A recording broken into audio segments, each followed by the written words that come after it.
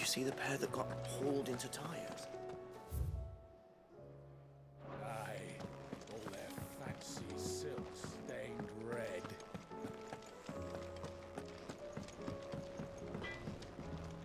So what do I owe the honour? So, what'll it be?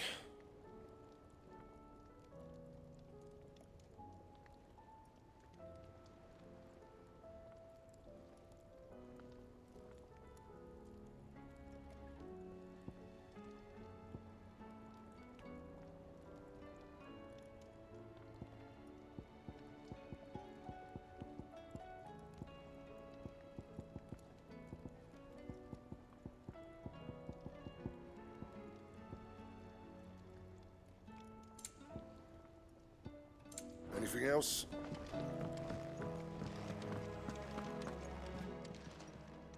Clive. Coin purse weighing you down?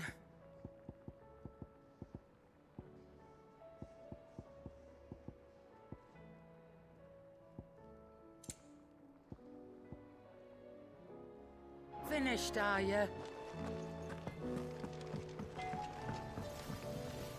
Trouble with your gear, or... So, what'll it be? No scratches, all right?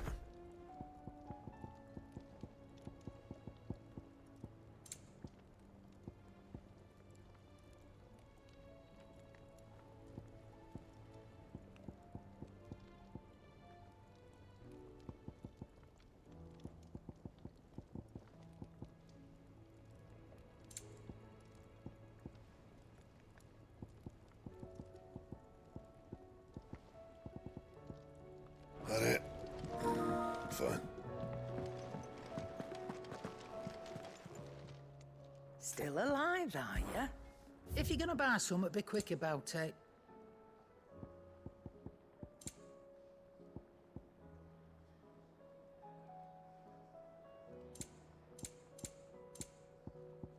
Is that all?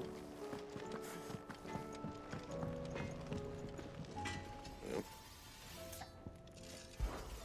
What do you want? Should last you a good while. Not bad, if I do say so myself.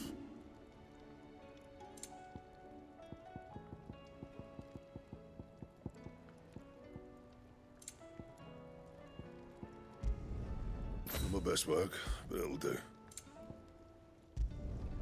Yeah, that should do you.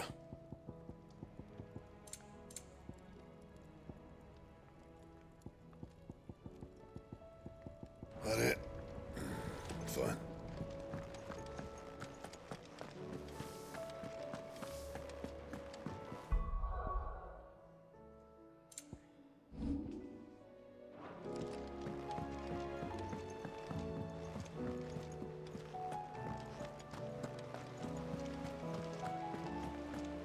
Did you see that? Tell me you saw that. What do you make of them skies, then? Otto, how fares the realm? The realm? Oh, she's just fine. As long as you look past the fat storms out mother crystals and her skies are a roiling cesspit. And Gav? He's with your uncle in the Free Cities, helping Mid with her project. Sent an owl their way the moment the winds turned foul. Still waiting on a reply, though. Do you have any good news? Well, that depends on your definition of good. All right, fine. What do you suggest we do? Oh, no, I'm just the messenger. I leave the scheming to those more suited to the task. Could be that Lady Vivian and Old Tomes have their own thoughts on the current state of things. Could be that they don't. It certainly can't hurt to ask. I suppose not.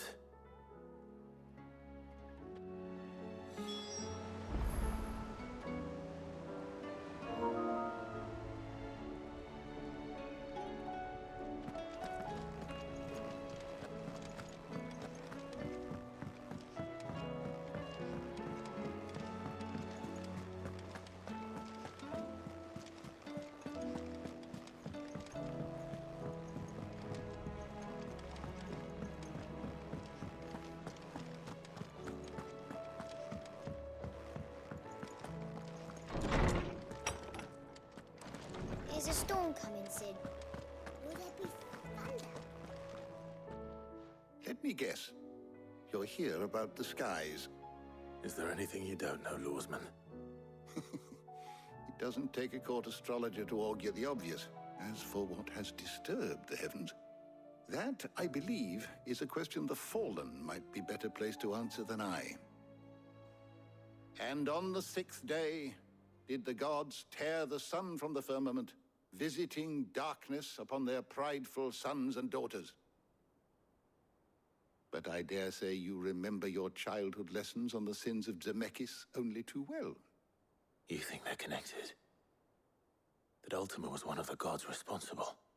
Well, he has certainly exhibited powers that we mortals would associate with the divine.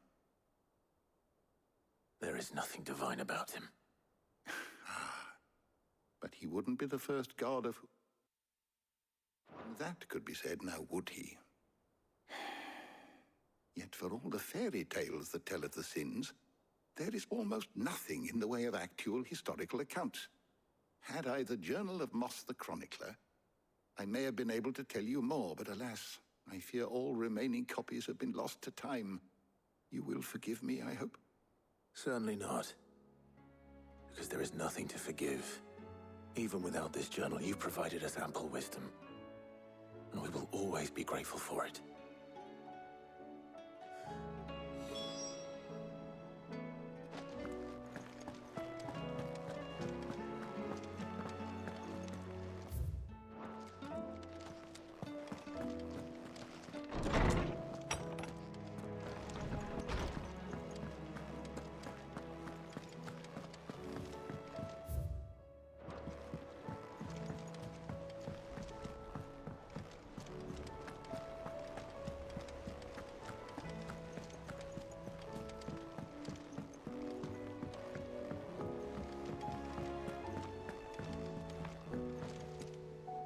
How is it that every one of your little excursions presages some inexplicable catastrophe?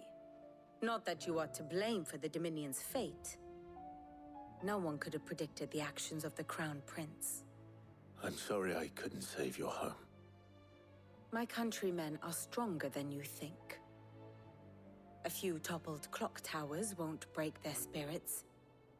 They'll be back on their feet in no time. I hope so. Look at us. Bluer than a pair of bog crabs. Tempting though it may be, sulking will not help us find a solution to this mess. You believe there's one to be found? I don't know. But I am certain we're more likely to find it if we first examine the facts.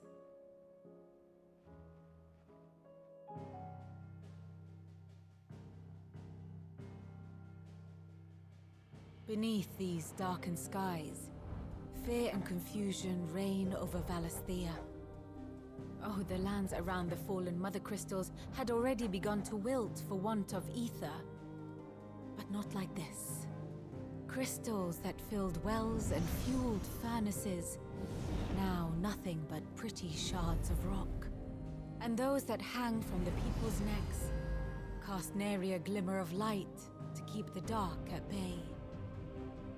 It is only a matter of time before the common folk convince themselves that the end of days is upon us. Yet I fear a swift end is more than we can hope for. While most of the world thirsts for ether, the remainder drowns in it, spawning Akashic in droves. And amidst the hordes of mindless beasts, with magics as like to fail as function, even the strongest nation would falter. Rosaria and the Iron Kingdom teeter on the brink of collapse, while the tragedy in Twinside has all but paralyzed the Holy Empire. Dhalmekia fares little better. Rumor has it the ministers fled the capital after the fall of Drake's Fang, leaving their beloved republic to crumble. Waloed, meanwhile, moves in earnest. The Einherjar has been sighted off-storm. The world, in short, is in chaos. It would seem our civilization was nothing but a castle of sand, to be washed away at the whim of the waves.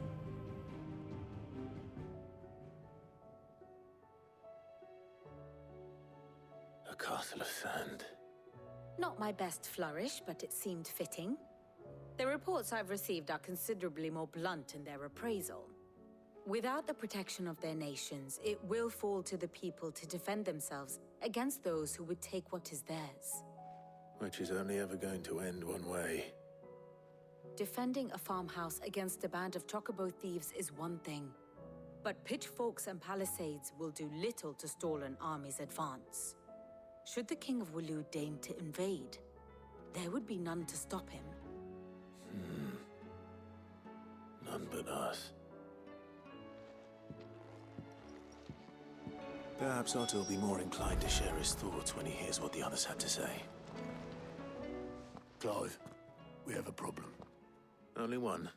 That would be a first. It would. Actually, there are three. We had as many owls arrive while you were at the shelves. Martha's got a Kashik at her gates, and talk of monsters roaming the hills outside of Northreach has put the wind up Isabel and her lot.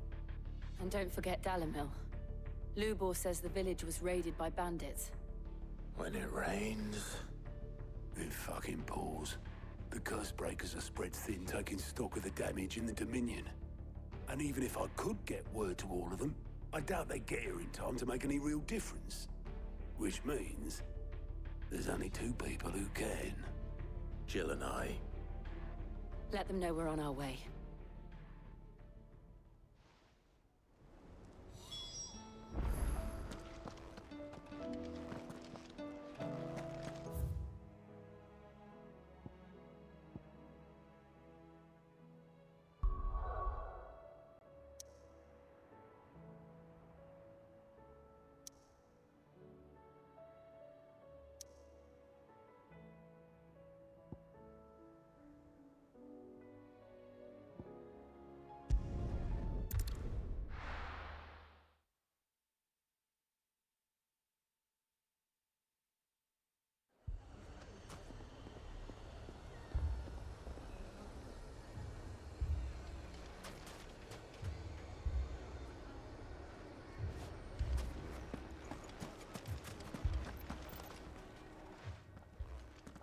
Cid!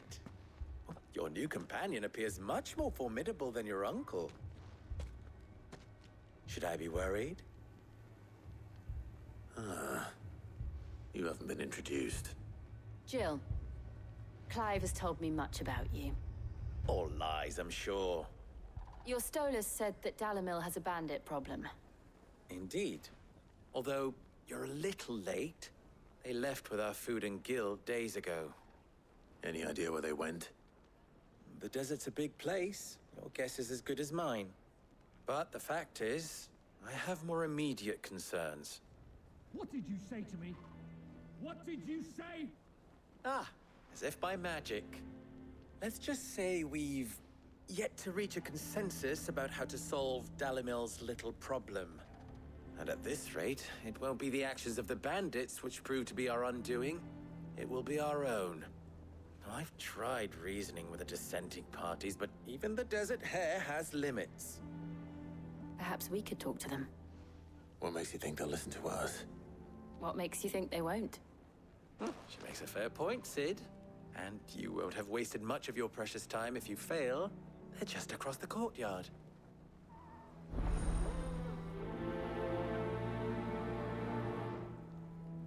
Suppose we just follow the shouting.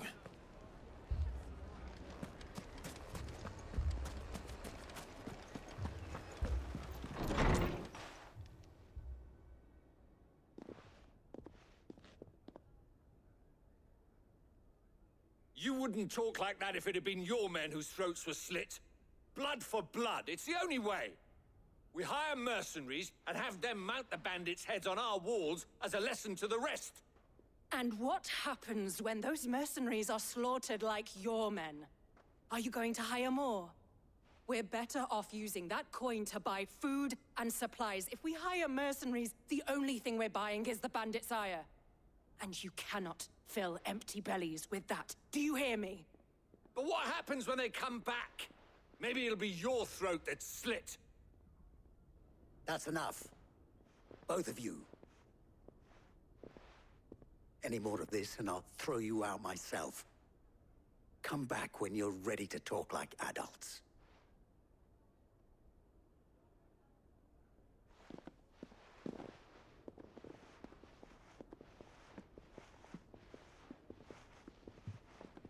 Victor? What's he doing here?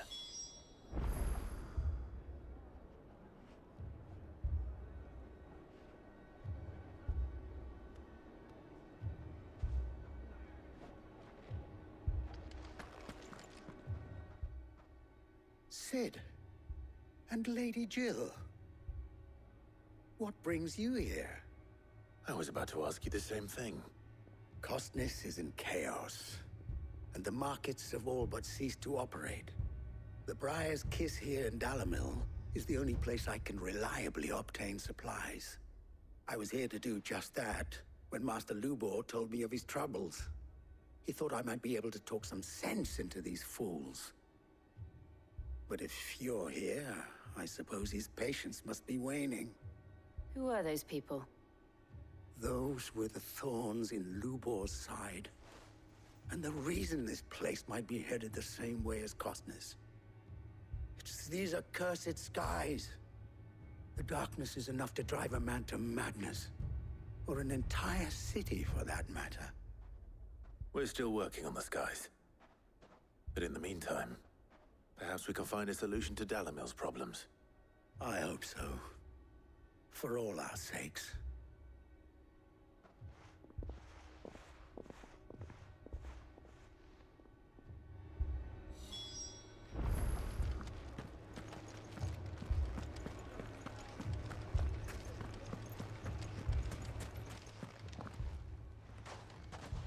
So, you see my predicament?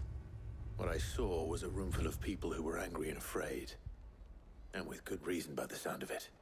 But if left to smolder, that anger and fear could set the entire town alight. My thoughts exactly. What to do? Both sides wish to protect their homes and livelihoods, if only they could agree on how. But as long as they are divided, we are vulnerable. And if there's one thing bandits like, it's an easy target. What would Cid the Outlaw suggest? Well, if it were my namesake, he'd let them choose for themselves and be on hand to pick up the pieces when it all went wrong.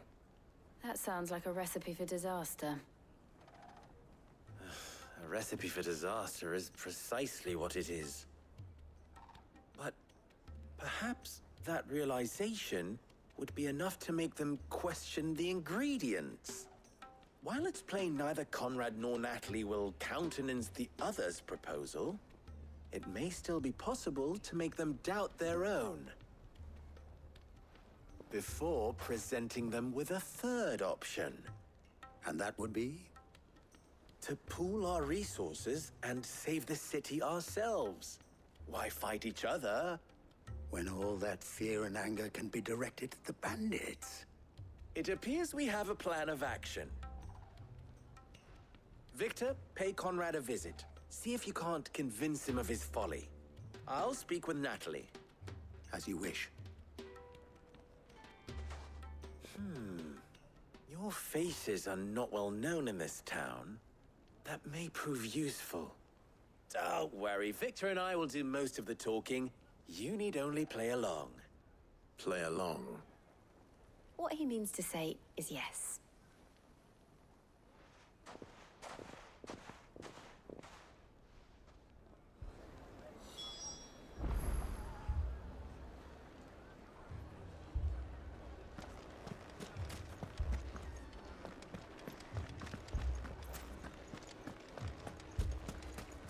Picture it, Conrad.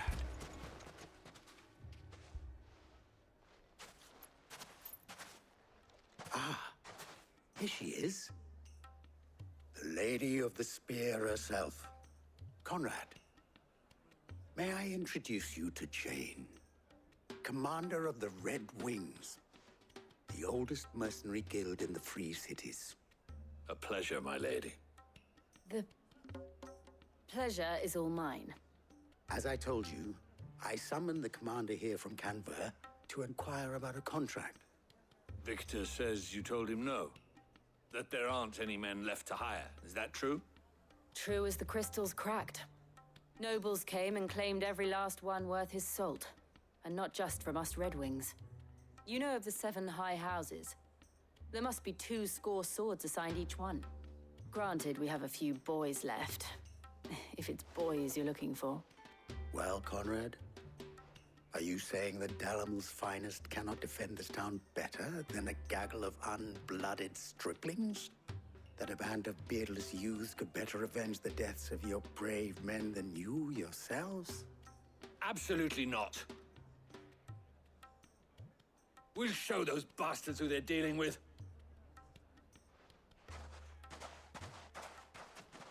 I can't believe that actually worked. Conrad's not what you called the brightest candle in the crypt. And there's a reason why I had you do the talking and not Sid. Well played, my lady.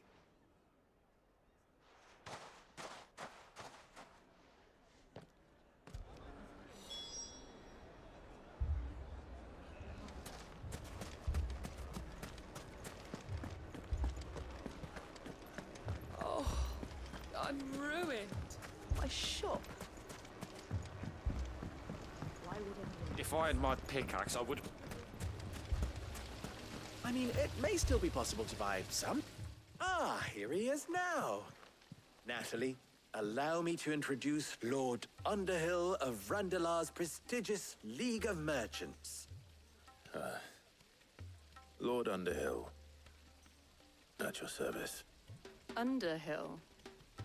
I was just telling the good lady of our conversation, my lord, and how you were lamenting the state of the capital's stores.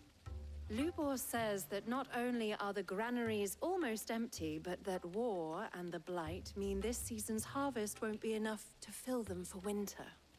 Indeed, certainly that is the case. The nobles in the capital are buying up the city's stocks of barley and wine, driving the prices higher than most commoners can afford. It is only a matter of time before the peasants revolt. It is worse than I thought. If what Lord Underhill says is true, I fear we have little hope of supplementing our stores, meager though they regrettably are. And while I applaud your endeavors to dissuade our more bellicose citizens from seeking vengeance, I sense Conrad is not wrong in his assessment of the bandits' likely return. Which means that now, more than ever, we will need to secure what little we still have. Food, weapons, herbs, everything. If our humble town is to endure not only this hardship, but those that are certain to follow, we must stand united. All right. If it will help to protect my home, I'll do it. But you needn't have gone through this charade.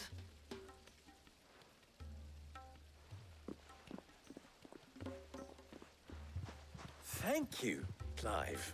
Your performance was nothing if not workmanlike. She saw right through it. I didn't say it was good, merely that it produced the desired effect. Now, my scouts should be returning shortly. Meet me back at the Briar's Kiss, and we shall see what we face.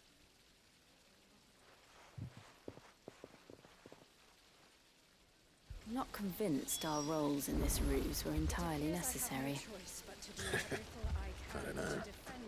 Conrad seemed quite taken with you. I would not see any unnecessary blood spilled. Mummy, I'm scared.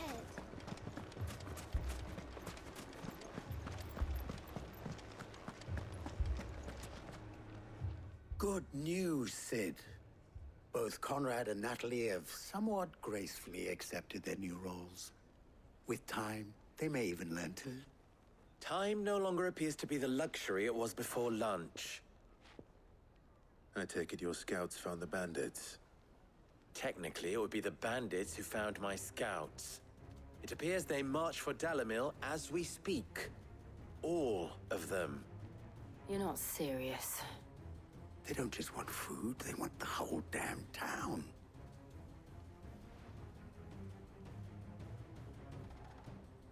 I have a favor to ask.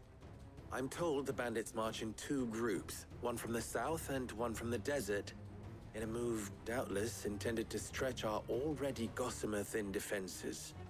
Very well. Jill and I will meet those from the desert. But what of the rest? The rest, my friend, the city shall fight. Together. The stakes, I concede, are high. But if this does not unite Dalimil, nothing will. That is a lot of faith to put into those who had their hands around each other's throats but a moment ago. Then it will be for us to see that their hands are kept occupied. And I do mean us. I thought you might say that. We'll hold them off for as long as we can. And we will do the same.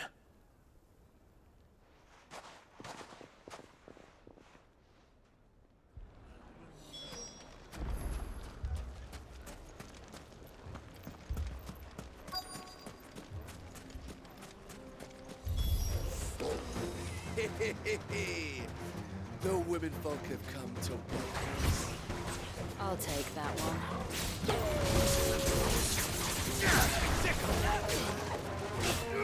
Over here!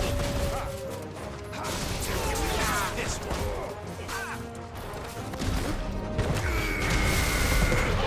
Kill! Go for it!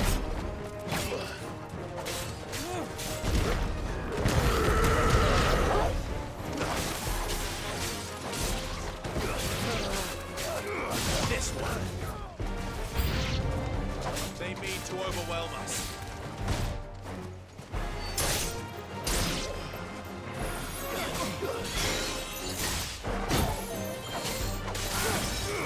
Get him!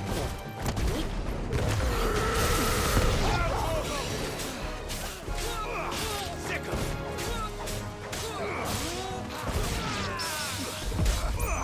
Sick him! Throw to him!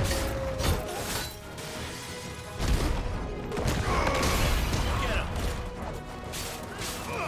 Attack! This one!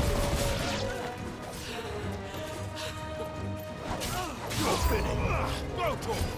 Kill!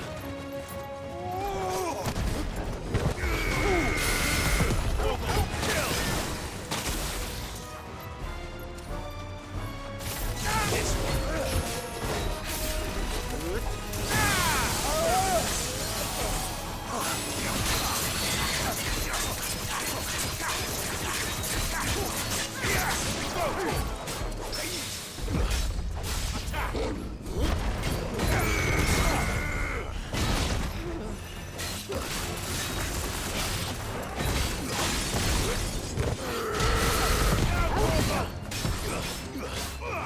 This one!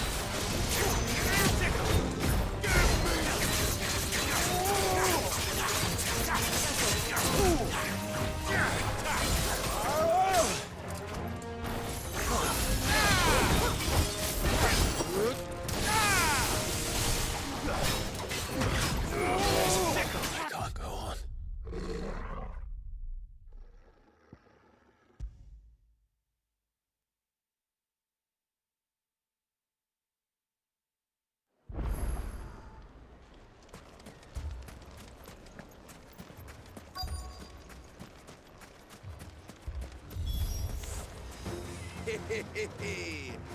The women folk have come to welcome us. I'll take that one. He's all yours.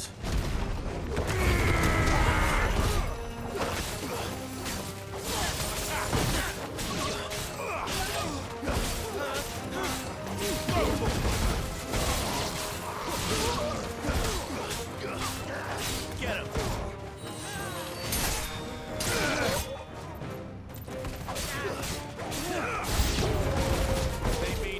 overwhelm us. All yours, Torgal.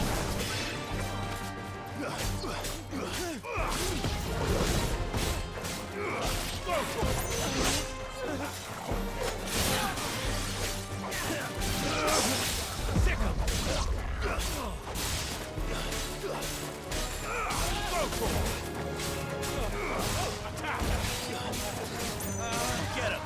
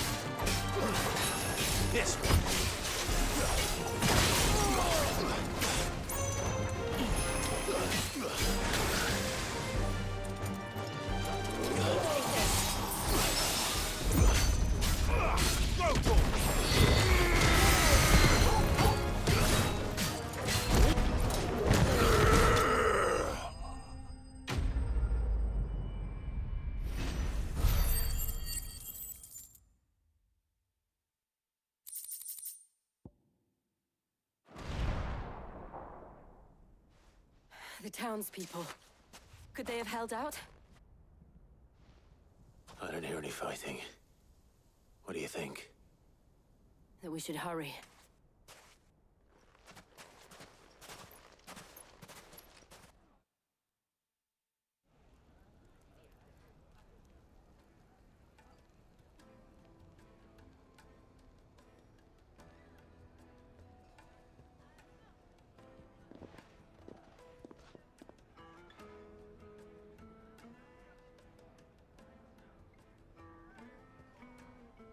Natalie, I owe you an apology. You did well out there. The inn would have been lost had you not held the line. Without you, there would have been no line to hold. You saved us, Conrad. You saved Dalimil. We all saved Dalimil.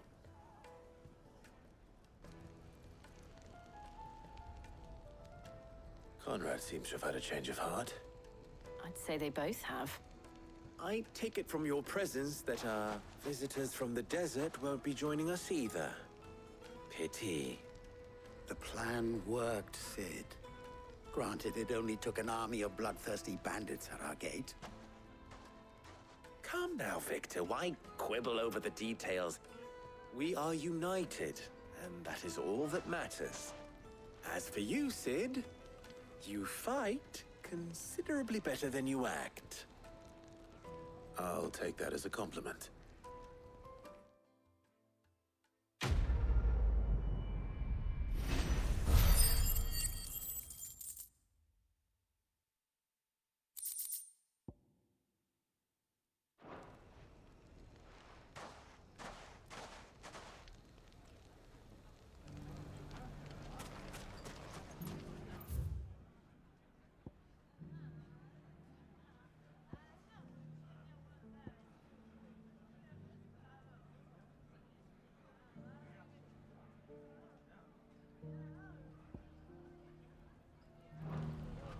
So, where did you learn to swim? sword like that.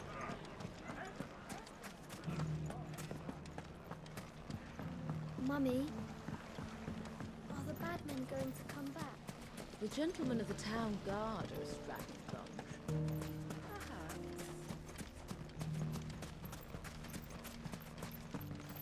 Good day, my lord.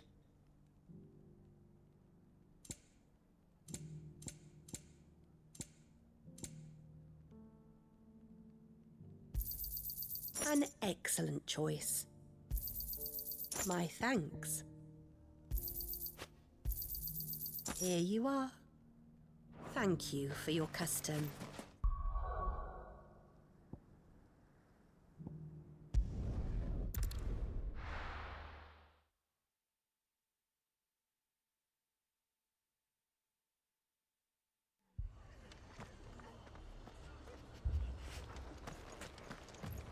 This man's gonna die if we don't get him to a healer. But all our beds are taken. Martha, it's good to see you. And you, Clive. Jill? Otto said you'd been attacked by a Kashik. What exactly happened here? Those skies are what happened. Not long after they fell dark, we had our first visit. There were hundreds of them. Tried to storm the hill. Only a handful made it up here, but that was more than enough. The rest are still down there now. And while we have a few willing fighters holding them back, they're sorely outnumbered. What do you think, Clive? That we join the fight? I thought you'd never offer. Now, where I need you is the Fallen Gate. That's where the fighting is fiercest. Let the men know you've come to help. Something tells me they'll be pleased to see you. We're on our way.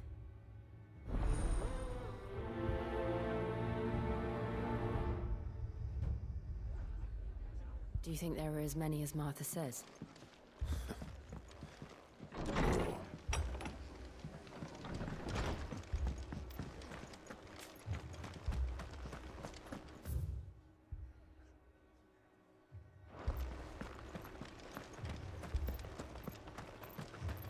You don't think they've abandoned us, do you? Them not. Not a chance.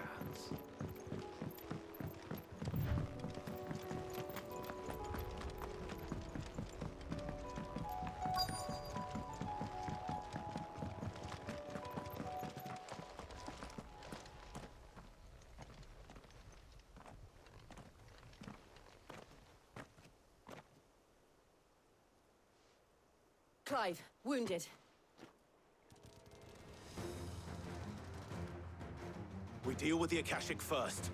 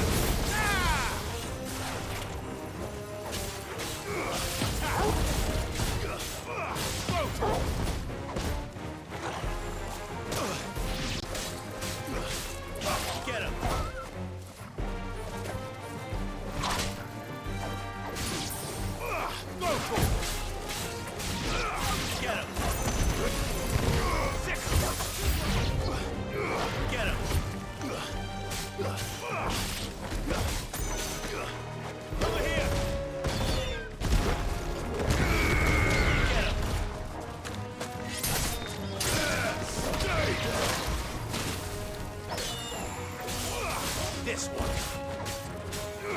Go for it.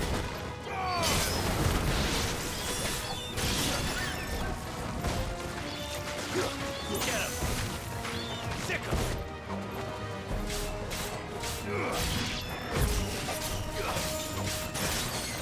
Get him.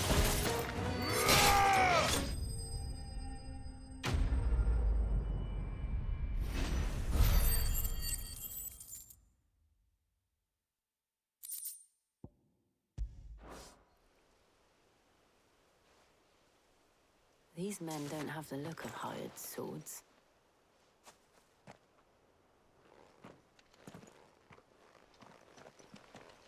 If you've come to rob this place, You are mistaken, my Lord Rosfield. We're here by Madame Martha's leave. How do you know my name? Forgive me, my lord. There wasn't time for introductions. We're with the Guardians of the Flame. Wade's men? But how did you come to be here? Where is your commander?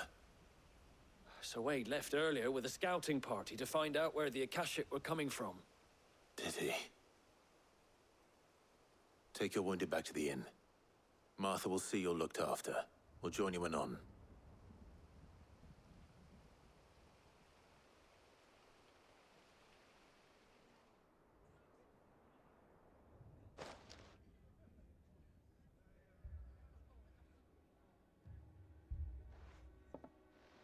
And to think you took them for thieves. A fine reward for holding off the horde, that is. When did Wade and his men arrive? Not long after Rosalith fell. The Guardians asked me to shelter some of them that had lost their homes.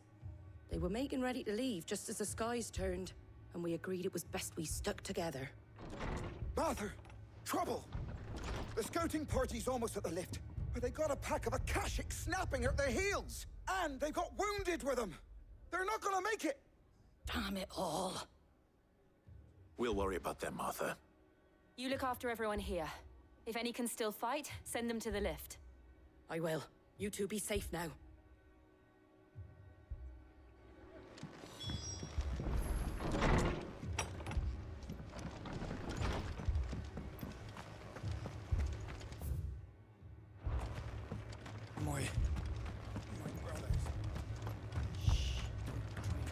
Mad dogs. A lot of them.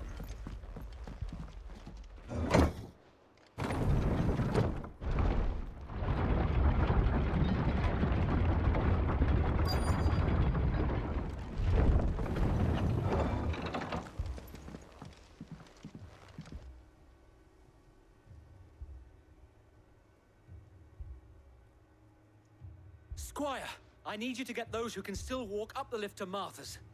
But what about... I didn't ask, Oscar. Sir. Sir Wade. Lord Rossfield. If you aren't a sight for sore eyes. Martha seemed to think you might need some help. And by the looks of it... We thought we could sneak by them. But we didn't know there would be so many. How could we have? Behind you!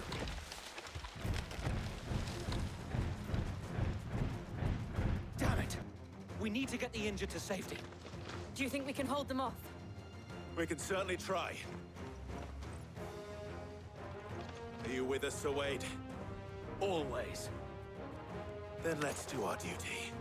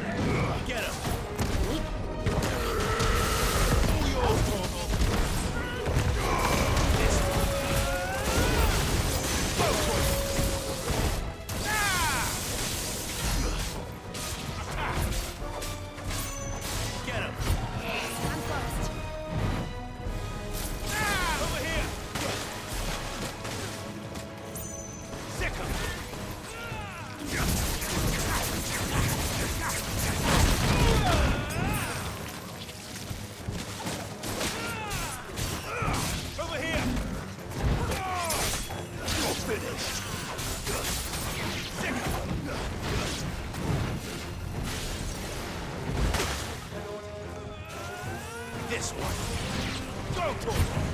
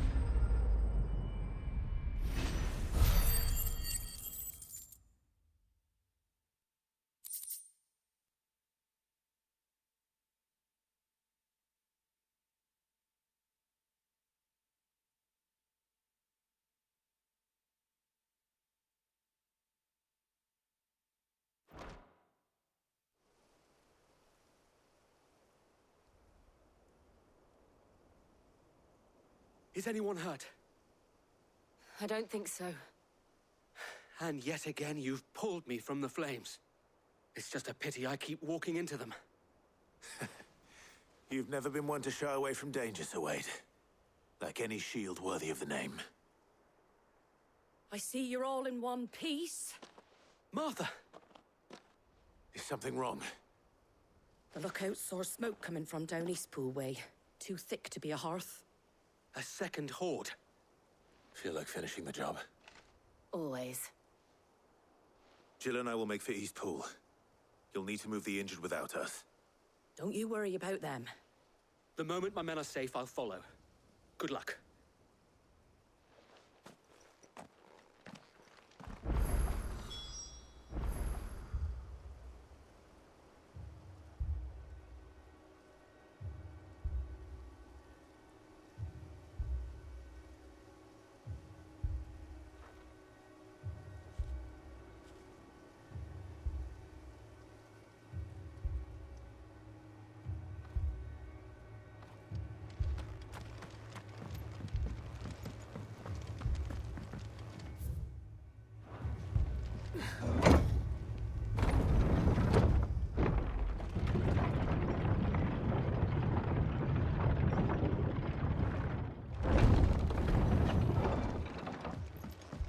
Mad dogs. The lot of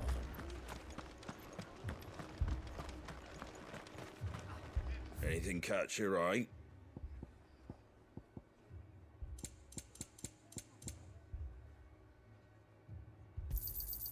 There you go. Much obliged.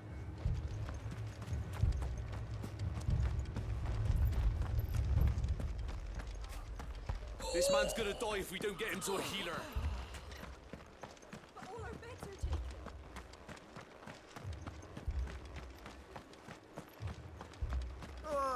Just patch me up as quick as you can and get me back out there.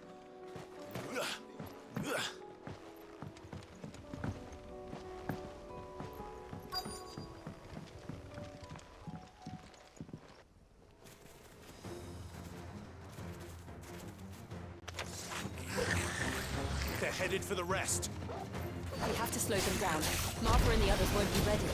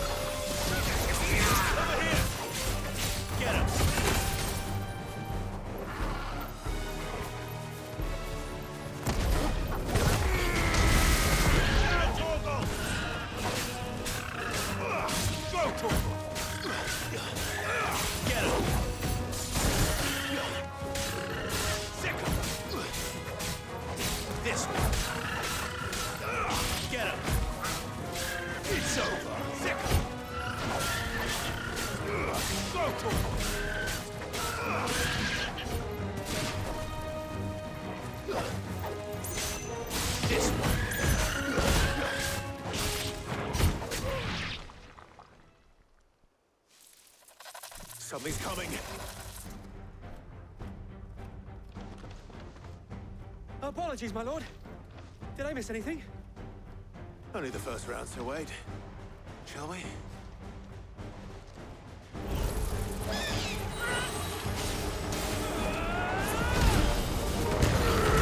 This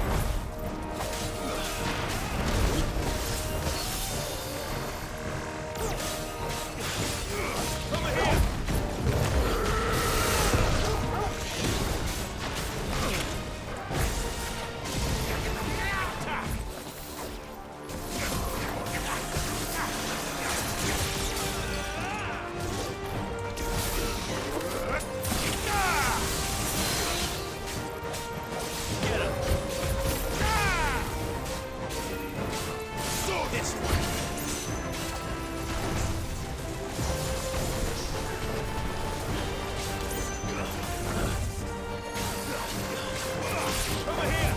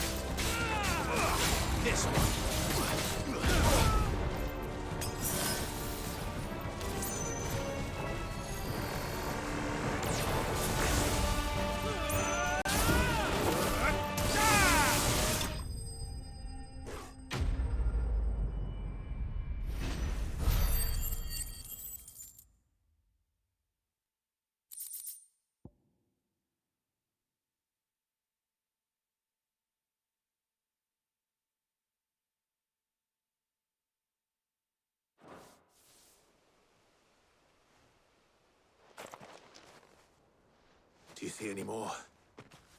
No. I think that was the last of them. But it won't be long before the next lot arrive. Then we make for Martha's while we can.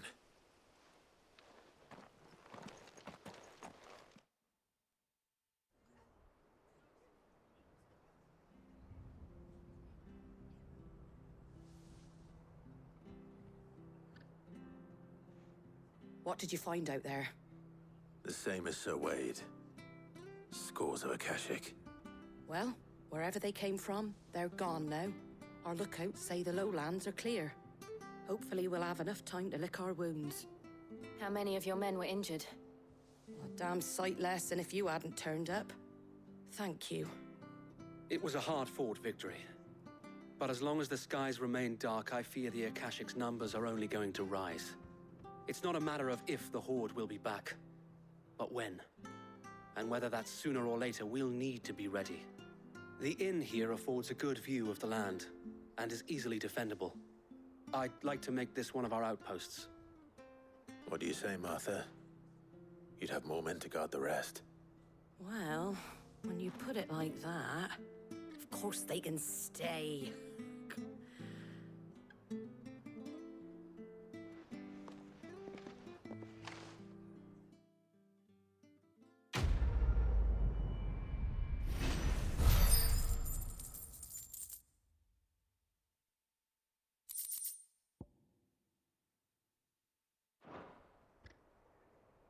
My lord, there's someone I'd like you to meet. Oscar, over here.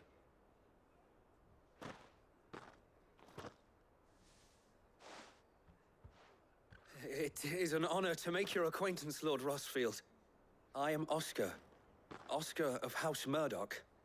Murdoch? I wasn't aware the Lord Commander had children. Oh, he didn't. But his brother, my father, did. I am Sir Rodney's nephew. Well, go on, then. It's not for me to ask him. Yes, Sir Wade.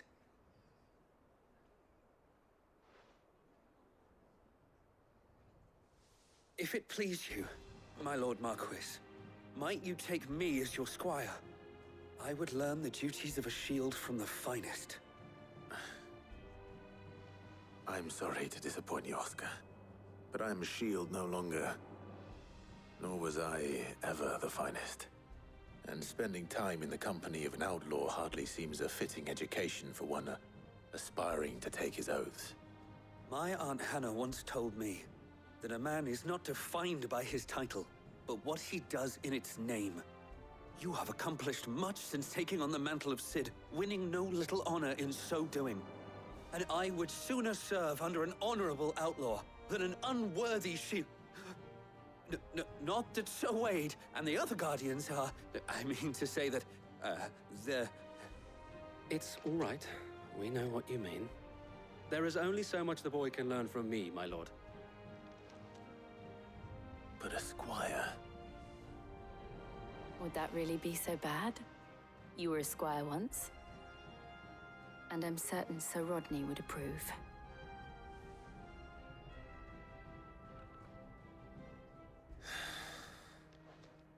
Know that I'll show you as much leniency as your uncle showed me. I would not have it any other way.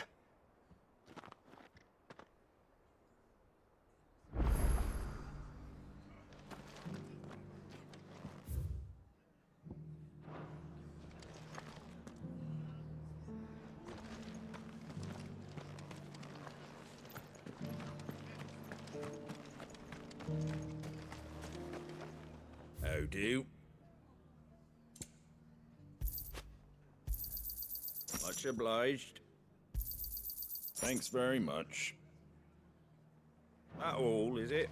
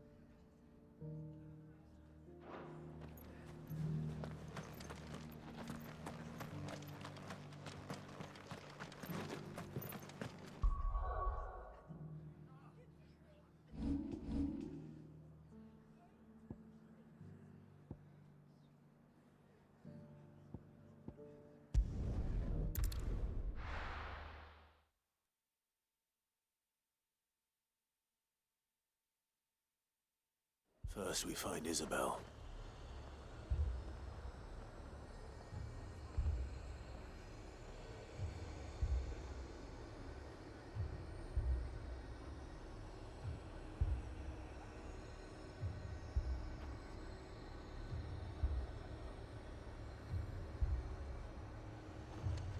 Heard a bloke saying he saw ghosts on the far side of the...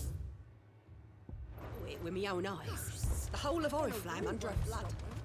Then we're next.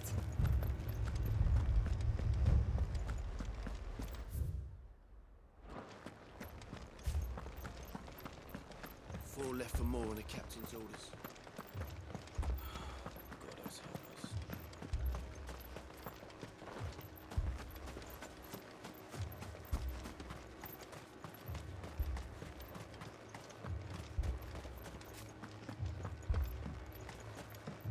More arrived from the My lord. Milady. We received the dame's message. There have been sightings of strange creatures, I understand. With the blue eyes. Yes. Like a Kashik, but different. They've taken so many. I've lost count. Akashic, but different. Ultimus thralls. And what of your mistress? Is she here? Oh, no. She went to the garrison to ask what they were planning on doing about all this. Then we'll look for her there.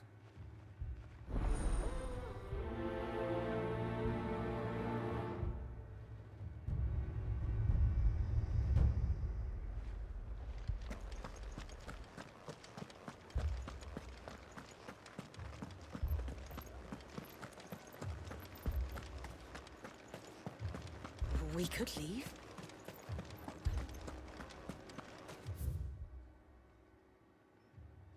The two soldiers were carrying another. He didn't have any legs.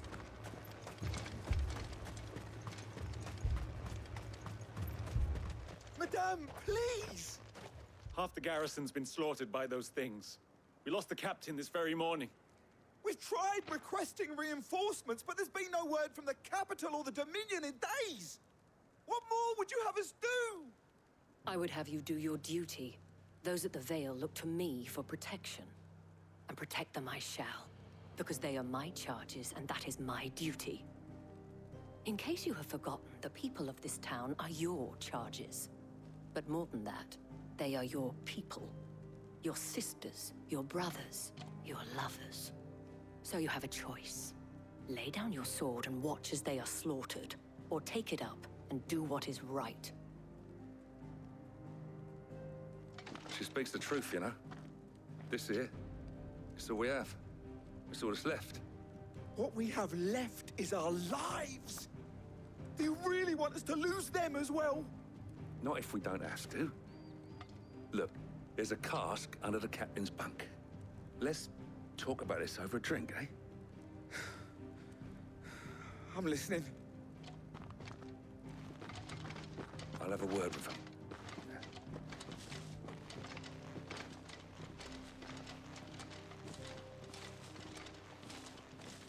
Ah, Clive. I didn't expect help to arrive so quickly. And sought to take matters into my own hands. It was a noble effort, but I thought you might still need some support. I'd like you to consider my needs. What we need to consider is where the creatures came from.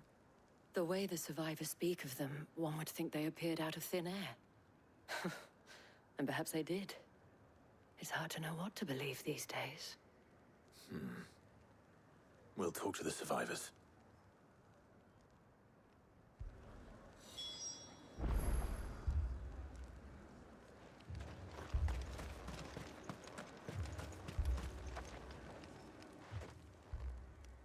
You're a pikeman, yes? What happened? I've got family in Moor. I heard the flood was spreading, so I went to see if they were all right. And a pack of them glowing things found me in the meadow. I ran for my life. I never did get to the village. Leave that to us. My family? They're still in the capital. I'm sorry, darling. I truly It's am. all right. Give me your arm. Did you see the creatures that attacked you? Creatures? Yeah, They came out of nowhere. They went for Joseph first, then me, and then they were just gone. Do you remember where you were? On the road from Oriflamme. We just passed Moor when... Where's my Joseph? It's all right. Just rest now. At least we have an idea of where the thralls might be now. We should head for more.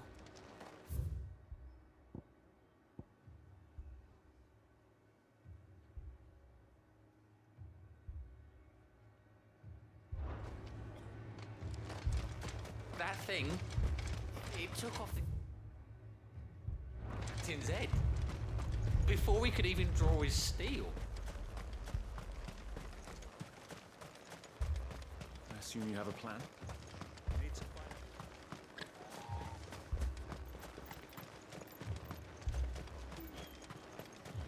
It was all they could do to escape. They just left the bodies there in the flood.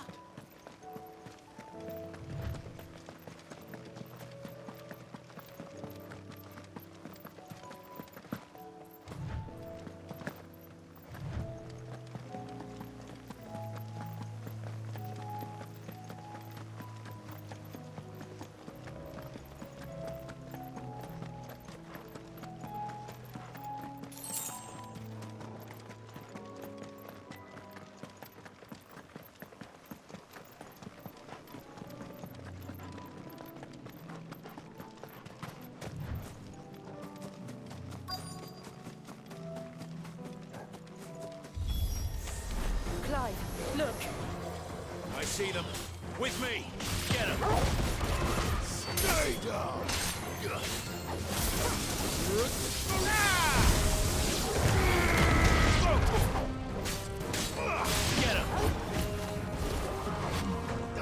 This one!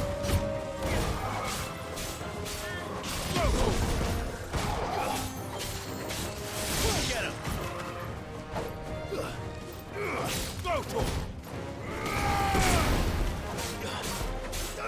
Get him! Should I prime? Save your strength.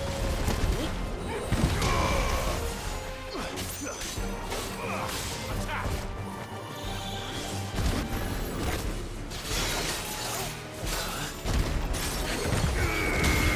Go for him! Farewell! Get him! Go for him! Get him!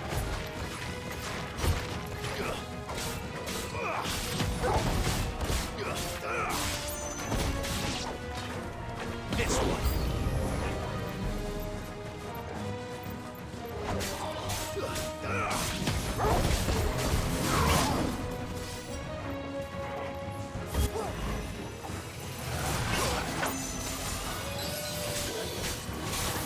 Go for it!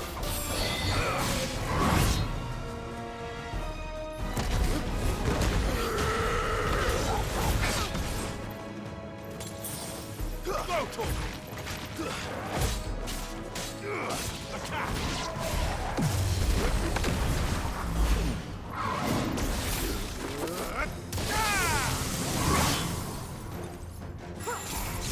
This one!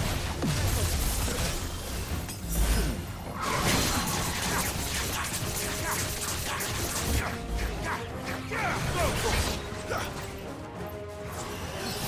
Slow.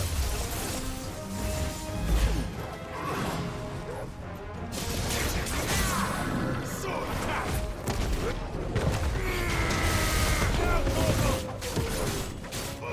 Get him! Fight! Go for it! Get him!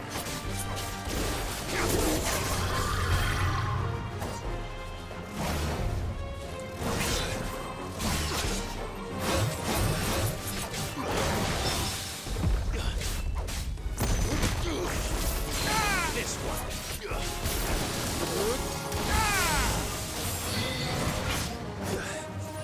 done, Torgal.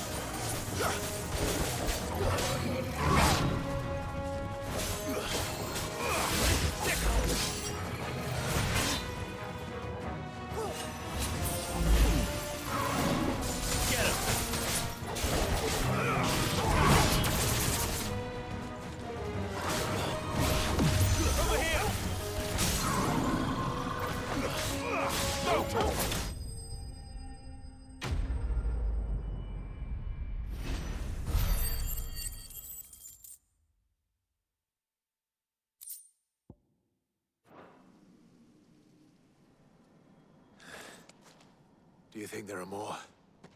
There are always more. But I'd say we've done what we can for the time being. Then we should let Isabel know.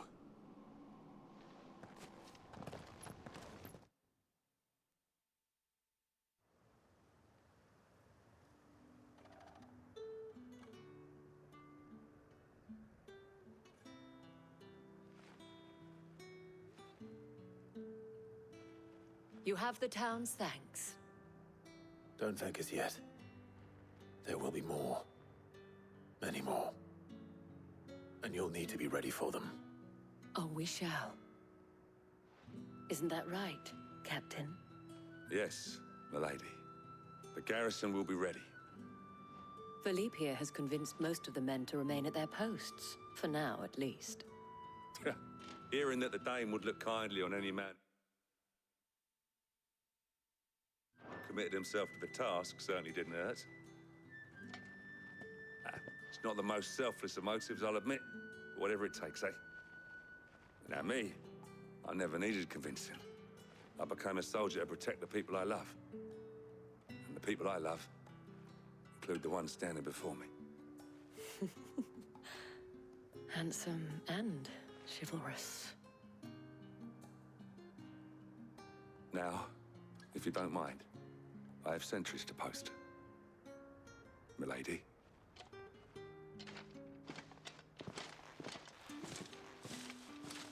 Lest you wonder, I'm not foolish enough to believe that this has solved all of my problems. But it has solved one, and that's one fewer than I had this morning. Thank you again, Clive.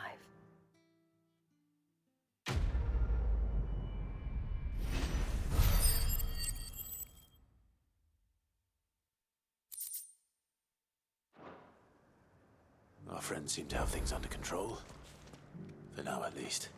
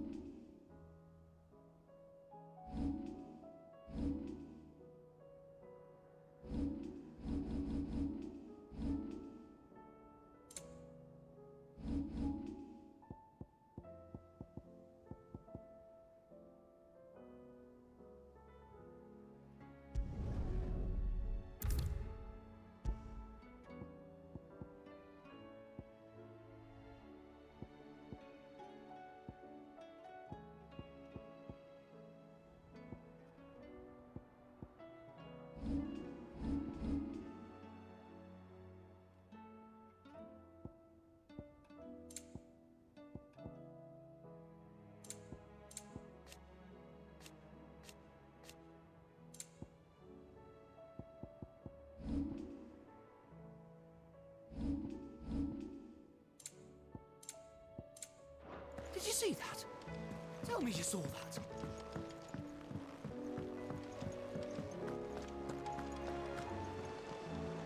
Was wondering when you turn up. Had ours from all our friends thanking you for your timely intervention. How is it you always manage to arrive at just the right moment? Luck, I suppose. Any word on the rest of the realm? Let's see. Storm's still crying out for Mother Crystals. The nations are still in chaos. And the skies are still the colour of a kick in the kidneys 2 days on. So... Right. Clive, we knew this was going to happen. Well, not the bleeding skies part, but you take my point. Now's not the time to second-guess yourself. Now's the time to visit the infirmary. Talia says your brother's awake. Thank you, Otto.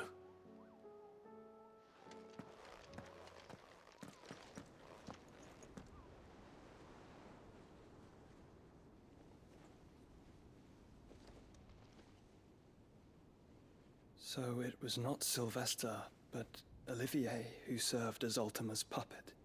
And when Dion learned of this, he sought to slay the fiend.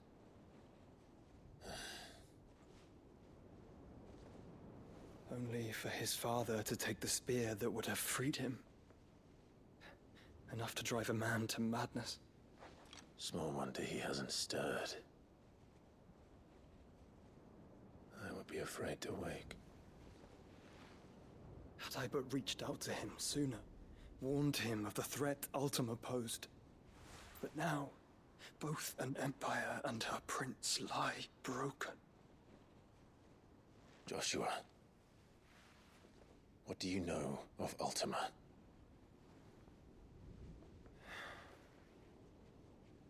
Very little, I'm afraid. Despite my best efforts. 18 years ago, as I lay buried beneath the rubble of Phoenix Gate, 'twas not death who came for me, but another. And it was while in my rescuer's care, I first heard of Ultima. I've been chasing his shadow ever since. Ultima is driven by some deep, dark purpose, and for whatever reason, it would seem you are crucial to his designs. He will stop at nothing to have you, even if that means toppling an empire. But why me? What possible use could I be to such a creature? That is one of many answers that have eluded me. Yet, I am certain of this. It is not mere chance. You were chosen for a reason. All dominants carry within them the might of an icon.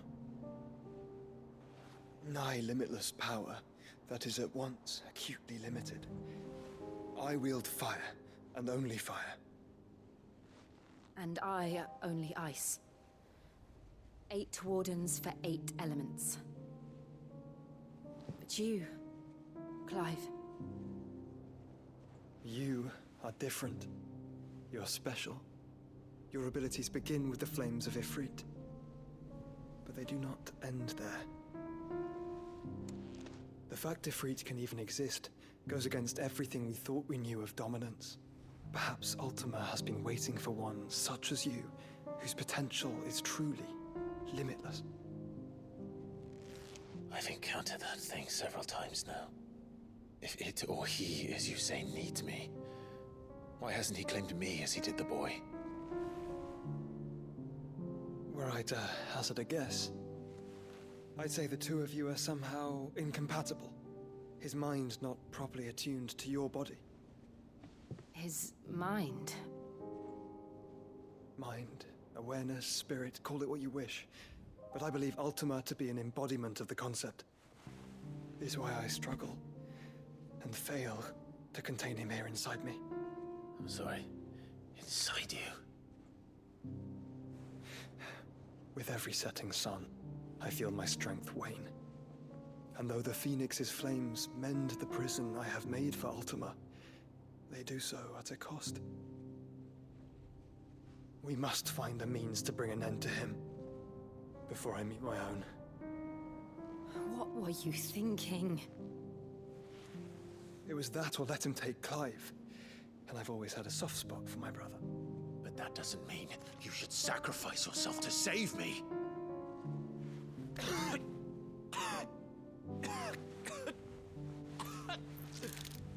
Joshua. Clive, it's Gav. There's an army of Akashic at the gates of Canver.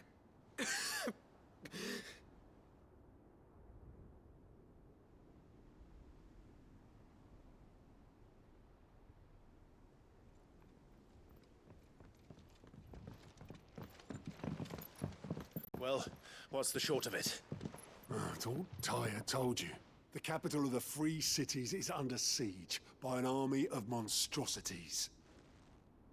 The City Guard are doing their best to stem the tide, but numbers ain't on their side. What of Lord Byron and Mid? Were they able to escape?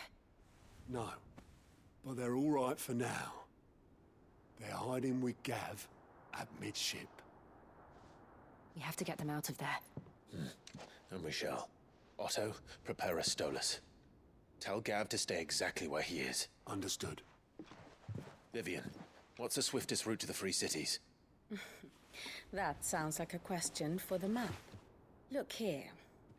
This road, through Tabor, should provide the least trouble. Good. What a coincidence. Tabor is exactly where I'm bound. Joshua, Bed is where you should be bound. You don't think I told him the exact same thing? Were Tyre not such a talented healer, I would surely have been inclined to agree.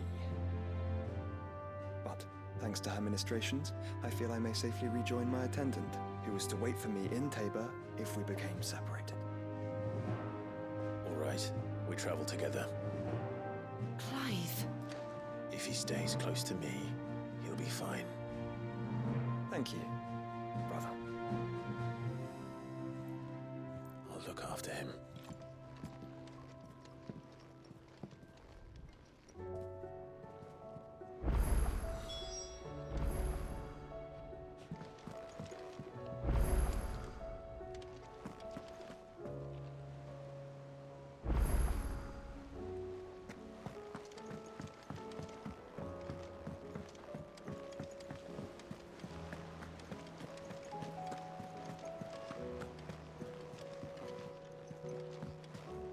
Will we ever see the sun again?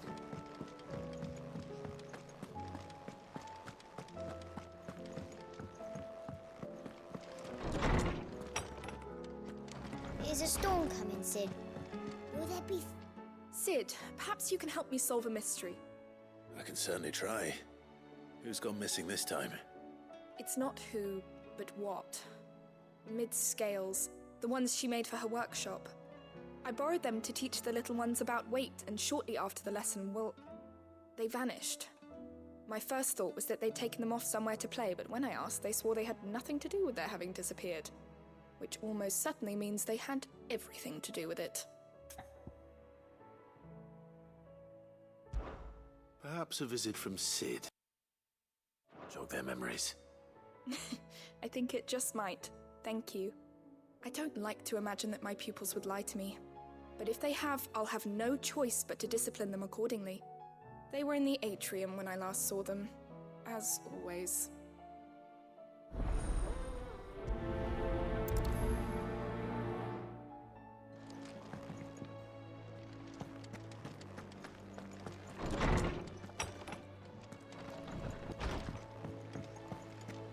Seems the hideaway's lost its appetite. Blasted book.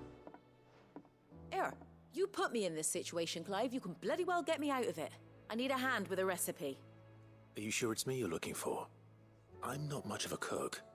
I'm all the cook will be needing, thank you very much. What I want from you is a little of your time, right? Oh, and perhaps your sword. You remember Ivan's stew, right? Well, despite the look of the thing, and that awful stench, people wolf it down.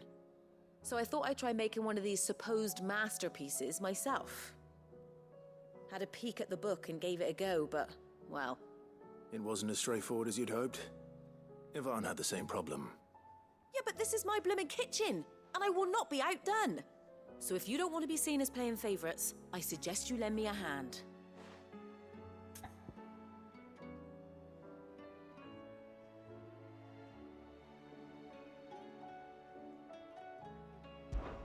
I've never been one to play favorites, Molly. And I would be only too happy to lend you a hand. So, what's on the menu this time? A fried mortress of skyworm. That's one heck of a name, innit? Recipe seemed easy enough to an old hand like myself. Thought I'd followed it to a T. Only, turns out skyworm livers and drake's mint are not what I thought they were. At least I hope they're not, given the rancid mess they made. Yvonne said the recipes in the culinary pilgrimage date back centuries. Who's to say the ingredients even exist anymore?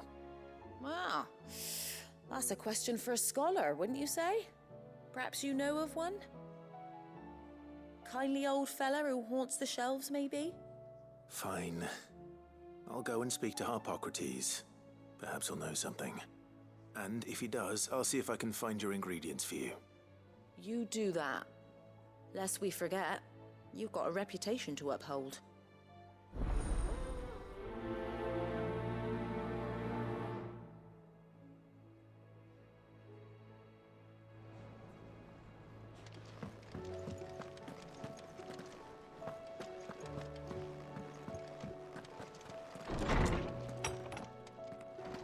There's a storm coming, Sid. Will there be thunder? Lawsman Harpocrates. I've come to pick your brain if you don't mind.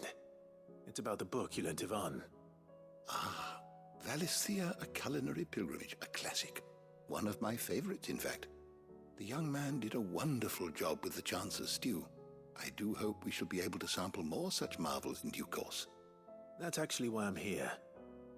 I don't suppose you know where I might find skyworm livers and drake's mint. Ah, so the fabled Sanbriquois delicacy is next on the menu. Delightful. The descriptions of fried mortris never fail to make my mouth water. Now, skyworm is a somewhat antiquated name for the wyvern, their ground livers being the paste from which the mortris is made. Dragon livers. How very Sanbriquois. One would have thought the disciples of Bahamut would have a touch more reverence for their icon's brethren, but apparently not. I believe the specific dragon the recipe demands is the blueback wyvern, said to be the very color of the sea beside which it resides. So we know where to look for our liver. But what about the drake's mint? Saint's bonnet in contemporary parlance, a herb which grows along the North Reach coast. I gather that one can locate the cheerful yellow flowers by their heady scent alone, so I'm sure you'll have no trouble finding them. I may add that people once believed game was best served with the flora that sustained it in life, in which regard fried mortris of skyworm is undoubtedly a typical dish of the time. Meaning that if I find one, I find the other. To Northreach, then. Best of luck, Clive. And do save me a bite once the dish is complete.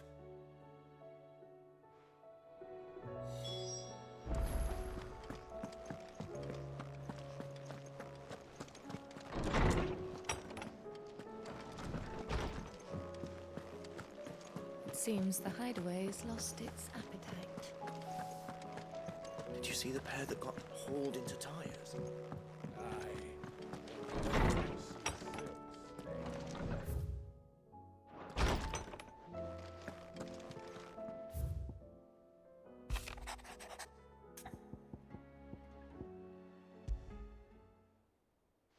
Rutherford. Wasn't that the name of my uncle's manservant? Why would he be at Martha's Rest?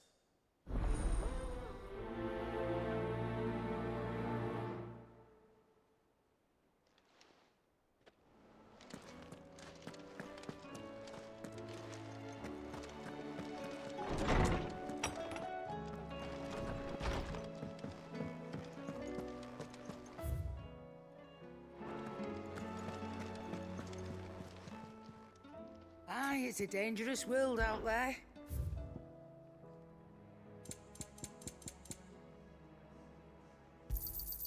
It'd better all be here. You're rubbing me blind, you know.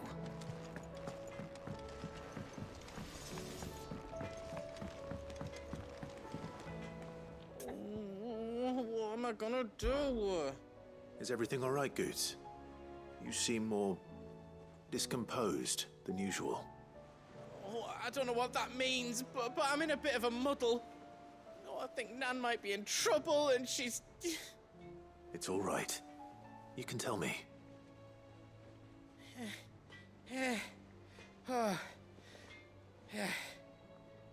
There was a trader came by.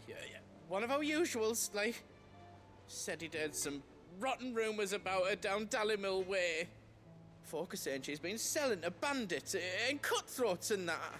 I mean, she's fond of a chance to make a coin or two, aye, but she'd never do business with baddies.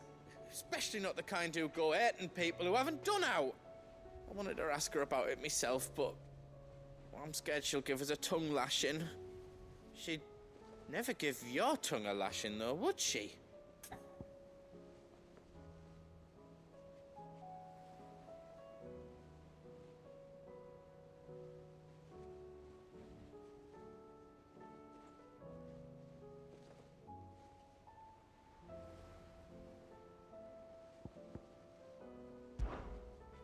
Don't worry.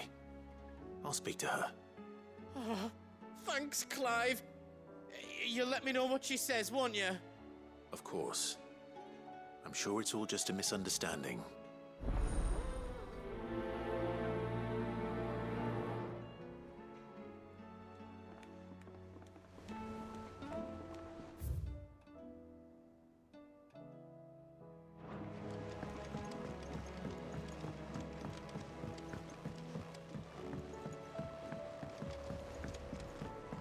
I heard the Emperor was impaled on his own son's spear. We're all gonna die! You hear me? The Akashic are coming and they won't stop! What do you reckon we should do?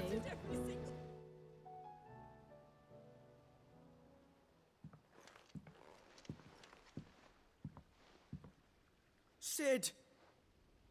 Hard at your studies, I see. And what is that? It's not a set of scales, is it? No. Of course it isn't. Well, not anymore, it's not. Oh! And just how long hasn't it been one? We're sorry. But we didn't break them. We dismembered them. Just like Miss Mididol showed us. Miss Mididol? Why would she have you dismembering her creations? Because that's the only way to become a ninja-neer. Miss Mididol said, the best way to see how something works is to take it apart and put it back together again. Well then, your work is already half done. Carry on. About that.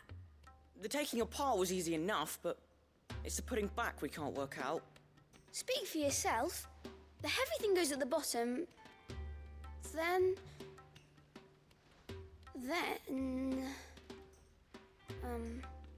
You three need to learn to take responsibility for your actions. So let's have a look at these parts with fresh eyes, shall we?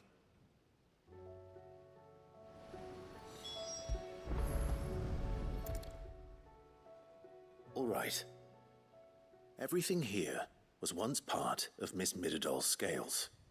Every piece has its own role to play, and each is just as important as the others. If even one of them is missing, the scales won't work. So let's think about what those roles might be. You already know one of the pieces, the body.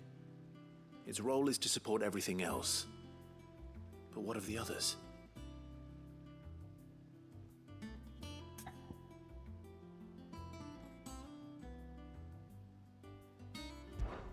This is called the arm. Why do you suppose that is? It doesn't look much like an arm. You're right. It looks more like a wing. Like a chocobo wing! You've ridden a chocobo before, haven't you, Sid? Will you teach me to ride one day? I'll think about it. Now, what do arms do? Hold things. So wait, maybe this arm holds things too? Good thinking. You're on the right track.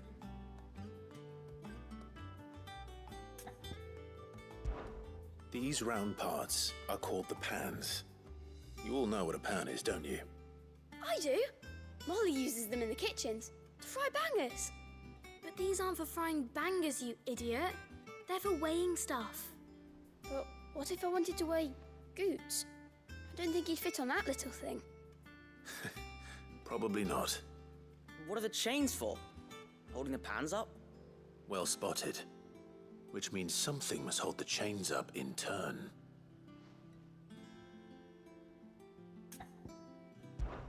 This tiny piece is what's called a cogwheel, or gear. Have you ever seen one before? I have. Miss Midodol's dungeon is full of them. Most are on the floor. She puts them in all her inventions. They spin round and round and round and round and... That's right. They're very useful when you want to make things move. Do you remember if there was anything on the scales that moved? I remember the arm moved when I tried weighing an apple. And then somebody ate it. Not my fault. You shouldn't have tried weighing it before lunch. We know what part's supposed to move and how it's supposed to move. So, let's put the pieces together first, see what doesn't move, and then stick the cogwheel to that. Not a bad idea. You see? It's not so difficult. So, now that we've taken stock of the parts and learned what they do, what do you think? I think we've got it. Then here's what we'll do. You tell me what goes where, and I'll put the scales together. Well, obviously you need to start with the body. All the other pieces fit onto it, don't they? And the arms go on the body, just like real arms. Or wings, if you're a chocobo. And then the arms hold the pans by the chains. Very good. Let's see if that works. There. All finished.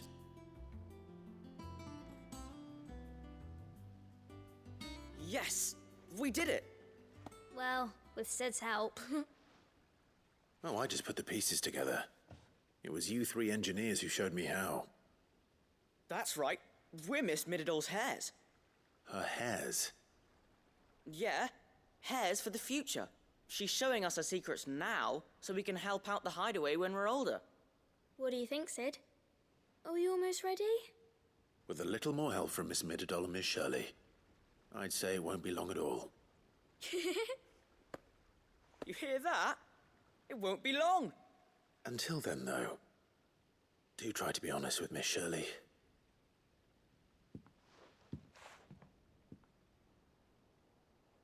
Hey, look! We never used the cogwheel. You don't think Sid forgot about it, do you?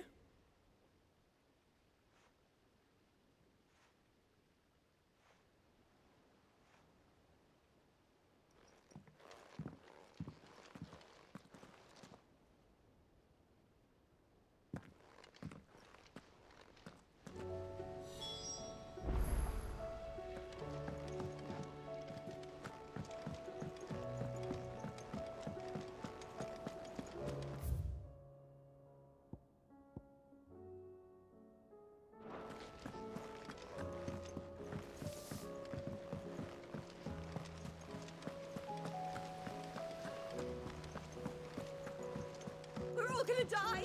You hear me? The Akashic are coming and they won't stop until they slaughtered us. I heard the Emperor was impaled on his own son's spear.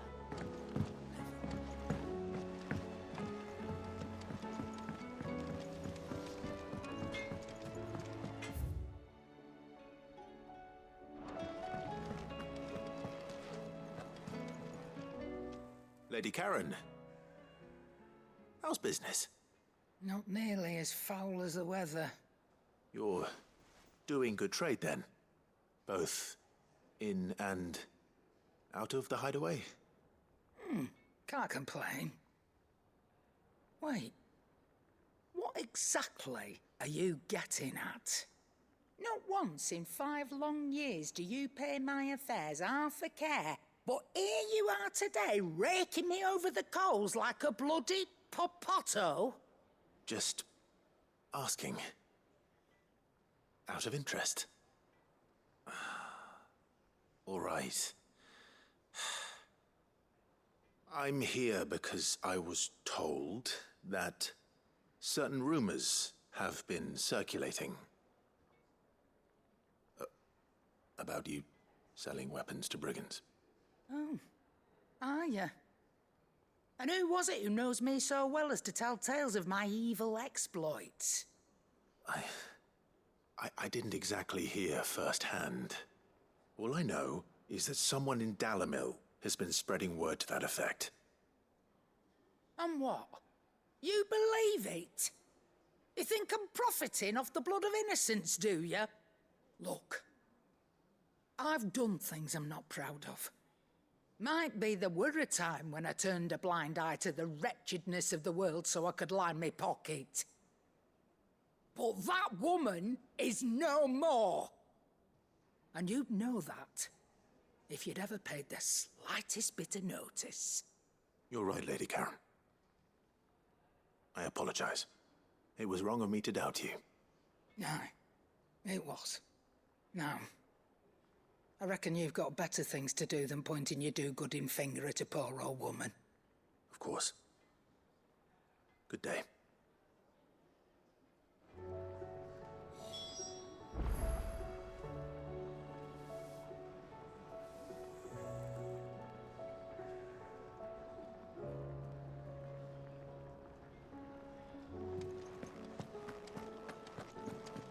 Seems the hideaway has lost its appetite.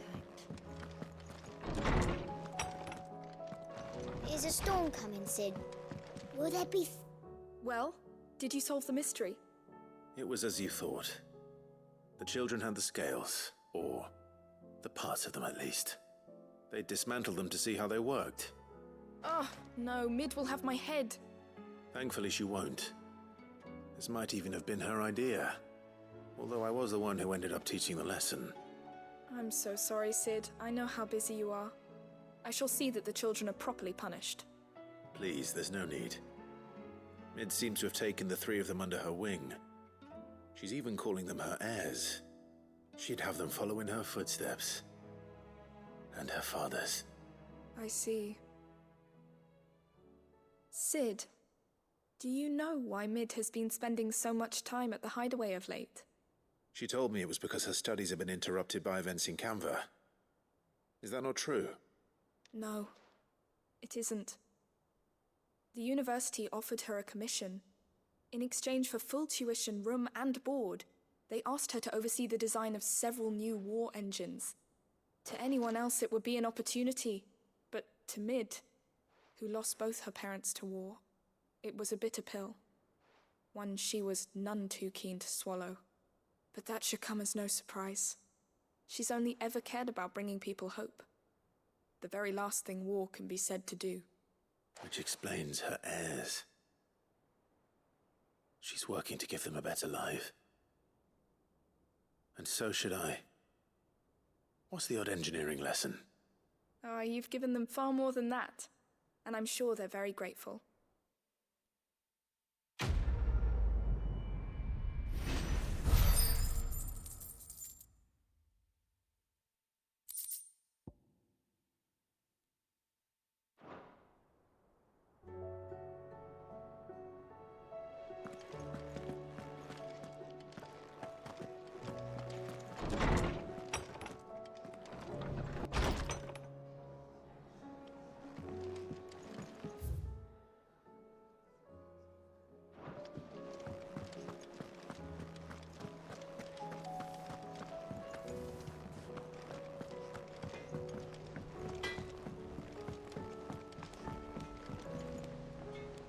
I spoke with Lady Karen. What did she say? That the rumors were unfounded, and that I was a fool for thinking they might hold any truth, along with some other things that made her feelings clear. And while it sounds like she may have done things she regretted in her past, she says those days are behind her. Oh, well, that's good. I knew Nan wasn't caught up in out bad. But why would people say she was? What did she ever do to them? It's not right. No, it's not. But people do things for all sorts of reasons. Perhaps we'll never know. Well, I'm going to find out. That trader, he said they were all talking about her in Dalimil. So that's where I'm going. I'll find someone who'll tell me, you'll see. Are you sure that's wise? Whoever's spreading these rumors means Karen ill. Oh, right. But that's why you'll be coming with me, isn't it, Clive? I suppose it is.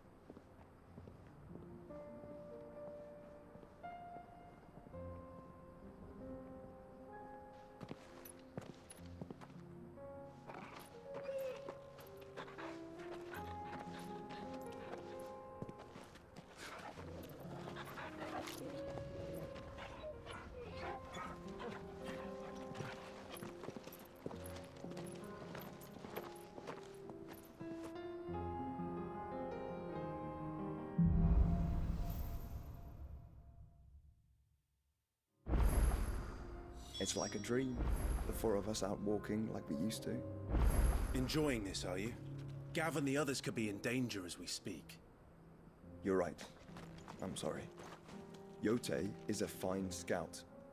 If Canva was attacked, she will already have begun gathering information. Tabor isn't far. We should pick up the pace.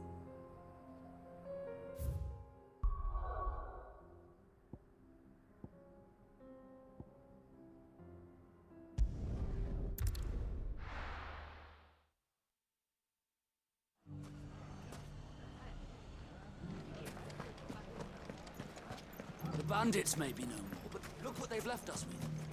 We've had a hard time putting this. It shouldn't be too hard to find goods. Are the bad men going to come back? No, darling. The gentlemen of the town guard are a strapping bunch. Could be I know something more. Clive, listen! I found someone who says he's heard the rumours about Nan. Have you? Go on. Tell him what you told me. All right. It's like I said. A wizened old crone by the name of Karen's been selling steel to whoever'll pay her price, be they knight or knave. Says the more swords and spears she puts in people's hands, the more war they'll wage. And the more war being waged, the more call for swords and spears. And who will they all turn to keep them in steel? Why, the good Reaper herself. And you've seen this Reaper at work? Aye, it just so happens I have. You'll find her right here plying her trade most days. Here in Delamil? Where exactly? She has a stall here in the market, but if you're not the patient type, you can probably find her at her storehouse on the edge of town. But it'd be a bolder man than me that braved that particular nest of vipers. Feeling bold, traveler? I hope so, for your sake. Now, if that's all, I have places to be. Sorry to have kept you.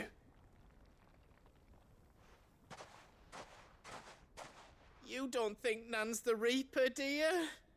Not unless she's discovered the secret of how to be in two places at once. Eh? What do you mean? Lady Karen hasn't left the hideaway in weeks. So who has been running this stall he spoke of? Good question. I'll go and have a look. And I'll visit this storehouse on the edge of town. All right, but be careful, Clive. You too, Goods.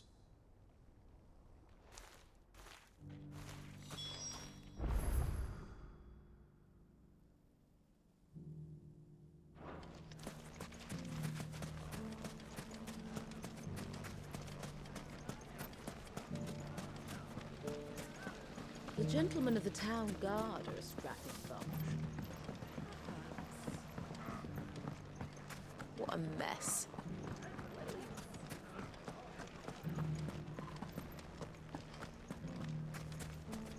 You fought very bravely.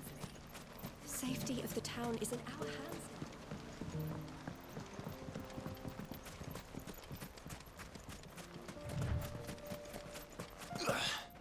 Time to brave the Viper's Nest.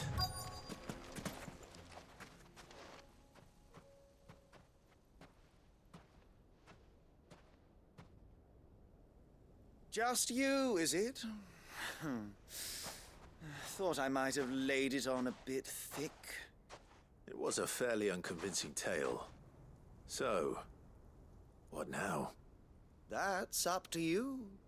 Die a slow death, or a quick one. Boys, he's all yours. But that sword is mine.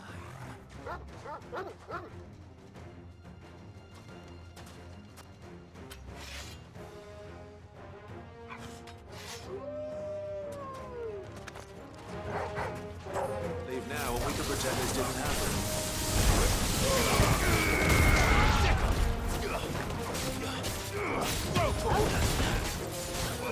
Get him!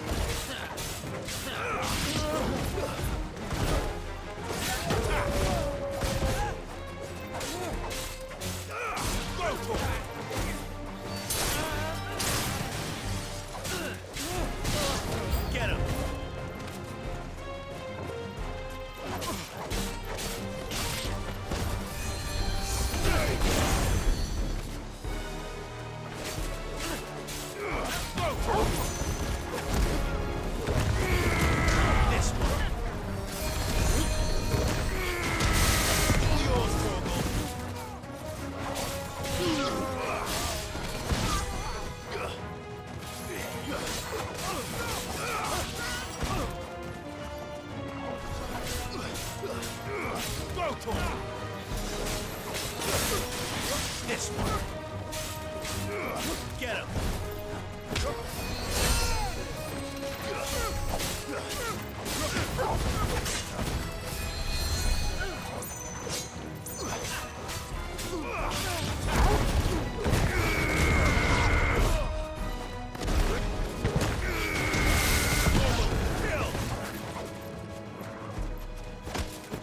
It's over.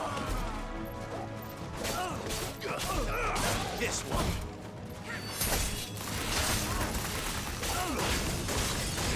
Sick 'em. Over here.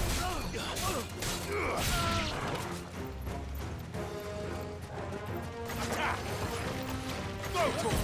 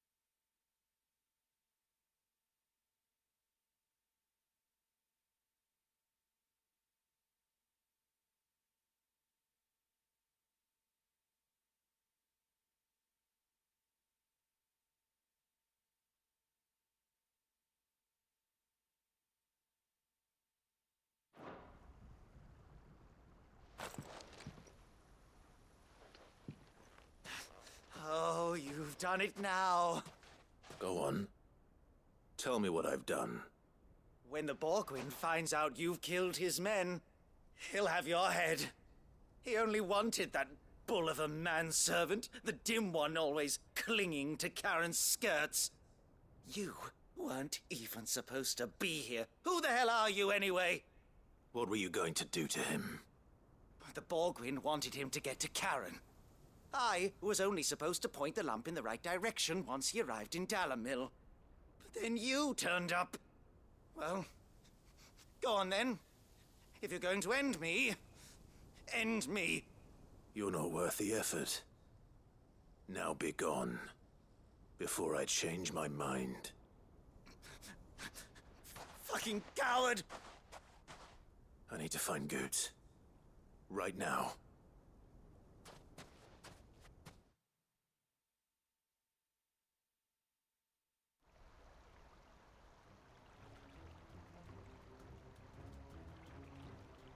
Get your filthy paws off me, you naughty-pated lout! Stop calling me names! And stop spreading them horrible lies about Nan! Well, that will be easy enough. For they are not lies. Every last word is true. And she must pay for her crimes in blood. Blood? Goetz, are you all right? He's gonna kill Nan! He said she had to pay in blood! After what she did, it is only right. She ruined my life and the lives of countless others. That loathsome harpy's very existence is a crime, and I will not allow it to continue. Goetz, was it? I have no quarrel with you. Only with your employer. Run along now. You need not pay for her sins. No. No? I don't care what she did. I won't let you hurt Nan. Promise me you won't hurt her, or I'll kill you myself! Goetz, no. Enough, all of you! Karen. But how did you? You're a sight less clever than you think you are, the pair of you. Did you think I wouldn't notice the two of you slinking off together? Well, the whole thing got me thinking, who in Dalamil might bear me a grudge? And a certain snivelling shit I ran afoul of in my fairy years came to mind. Though it was just Bogan back then, wasn't it? I thought the years might have taught you some sense, but I see you're the same pants-pissing craven you've always been. What was it we called you? Wet legs? You bitch! Everything that happened, it was all your fault! And now you'll finally pay for what you did to me!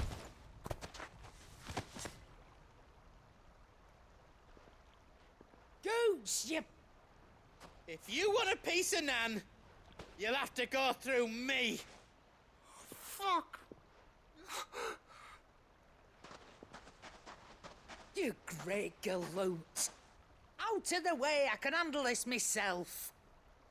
So, wet legs, you remember what you told me when we last met? An eye for an eye. Wise words, wise words. And now, it's time to collect.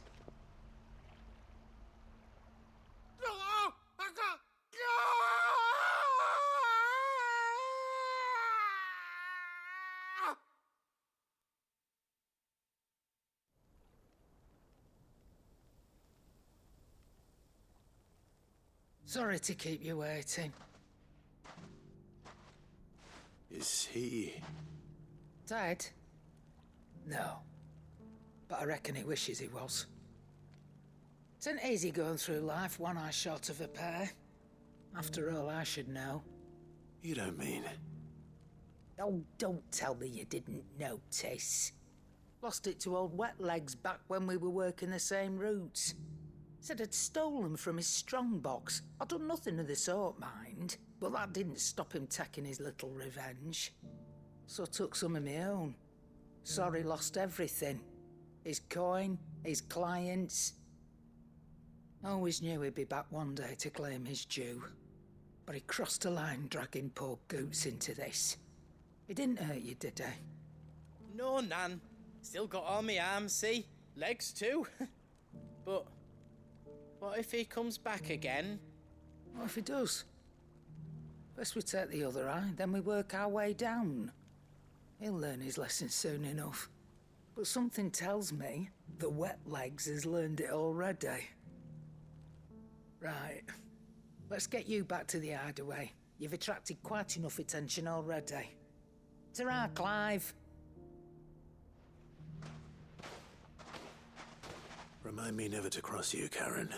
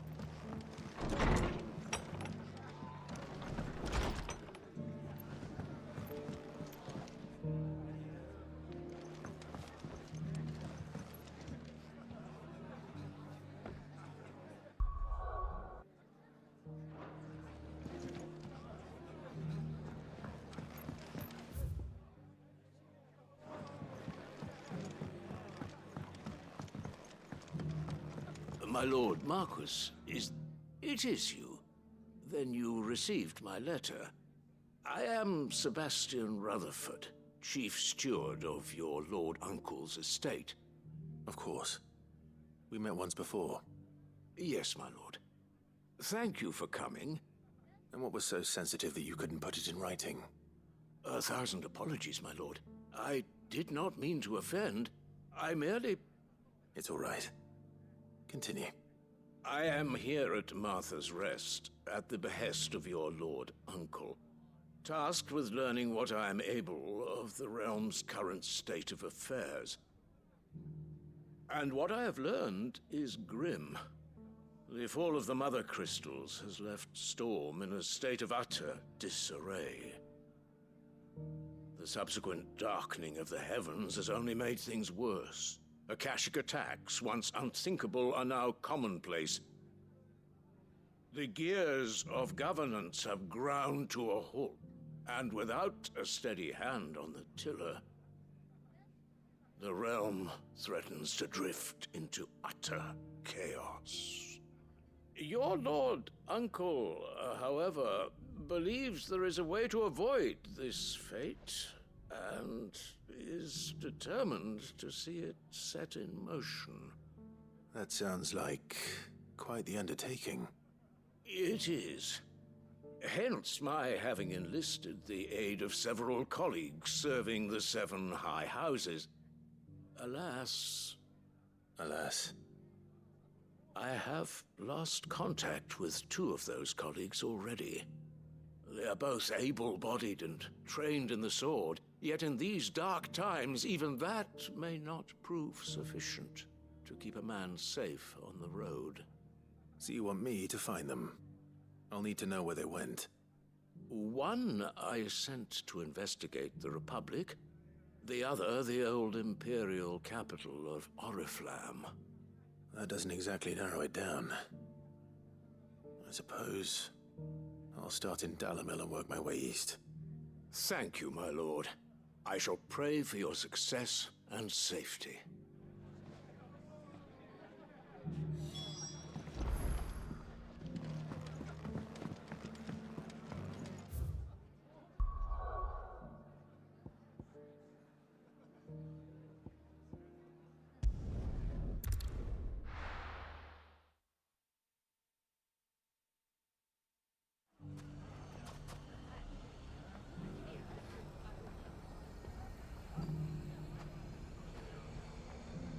It's not going to be easy finding one man in an entire republic.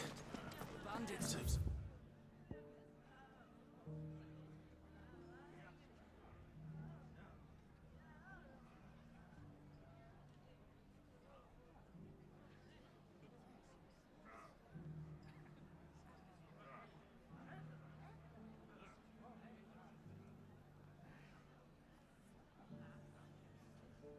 He's seen something. Left us. We have a hard time putting this together.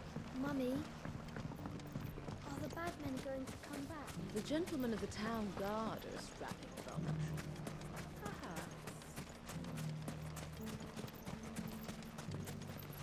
Good day, my lord. Go with Gilbert.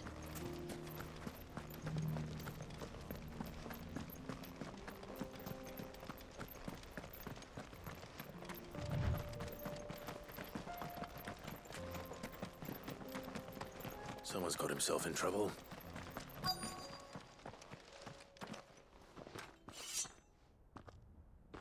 I don't see your master here, so you can start by giving us all the coppers in your purse.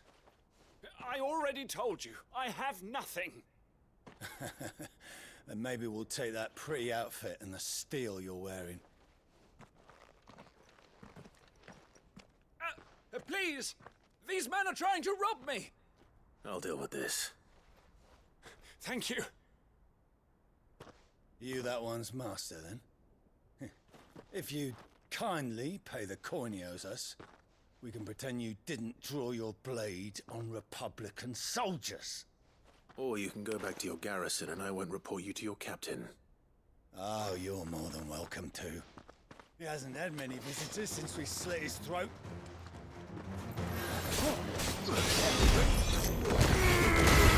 Get him! Kill! Over here! This one!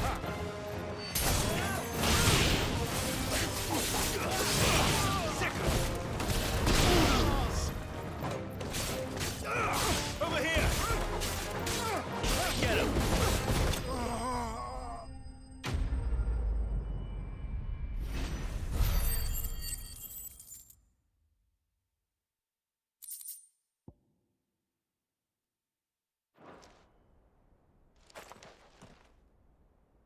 expect as much from Hugo's faithful, but these were men of the fist. Much has changed in the Republican army since they lost their rock. You've seen this kind of thing before, then? Many times. I was sent here to observe the situation.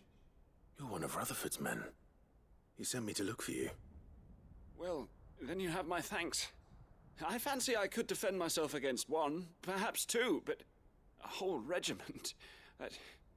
I arrived in Dalimil several days ago, but when I called upon the captain of the local garrison to make inquiries, his men confiscated my effects and locked me in a cell. The captain is no more, and his men make the rules now. Fortunately, I was able to bribe my way free, only to be stopped again by those soldiers you so kindly dispatched. What of the Fist Central Command? Surely they wouldn't allow such lawlessness amongst their ranks. I would imagine they are unaware of it. Most of the army has fallen back to the capital and hunkered down behind her walls. Those who weren't recalled now rule the fringes unchecked, answering to no one but themselves. Then it's worse than we imagined. You should return to Rosaria. It's not safe here. I'll find a caravan heading north. You won't mind if I borrow one of these soldiers' coin purses?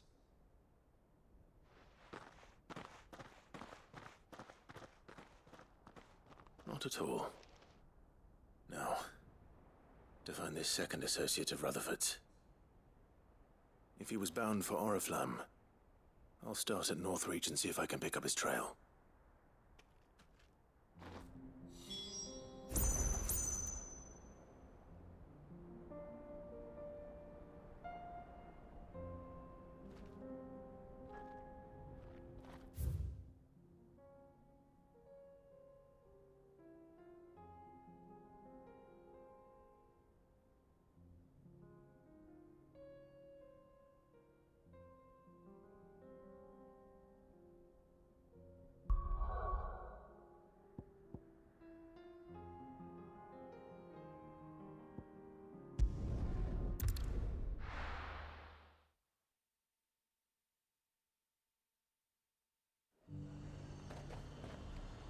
There's a lot of road, but... When here in the capital, Rutherford's man could be anywhere. Let the dame hear you say that.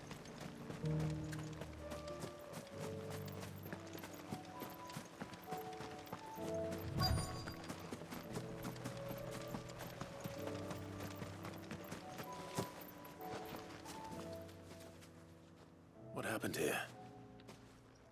If you're with the others, they've already relieved me of my belongings. I'm not. I'm looking for someone who was sent here by a man named Rutherford. And then you found him. I'm Alistair Rockford, attendant to the Lady Ariane of House Wellesley. Of the 7 high houses of Rosaria. It's been a long time since last I saw my great-aunt. Is she well? My Lord Marquis? Yes. Yes, she is. The Lady Dowager has granted me leave to assist your Uncle Stuart. I was on my way back from the old capital when I saw some villagers being robbed on the road here. Bandits? They looked more like field hands, but it didn't matter in the end. I did what I could to help the victims, but all it earned me was a pommel to the temple. Which way did they go? South, toward the gate. All right. I'll take care of them. Founder knows I've met enough of their kind. You head back to Northreach, visit the Vale, tell them I sent you. Thank you. I shall. Founder be your shield.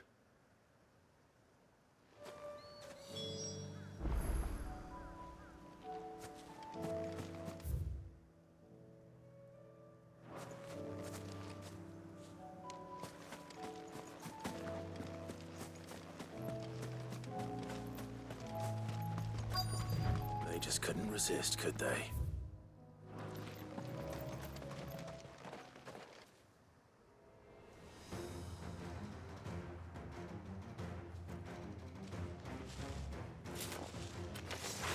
This one's ours, pretty boy.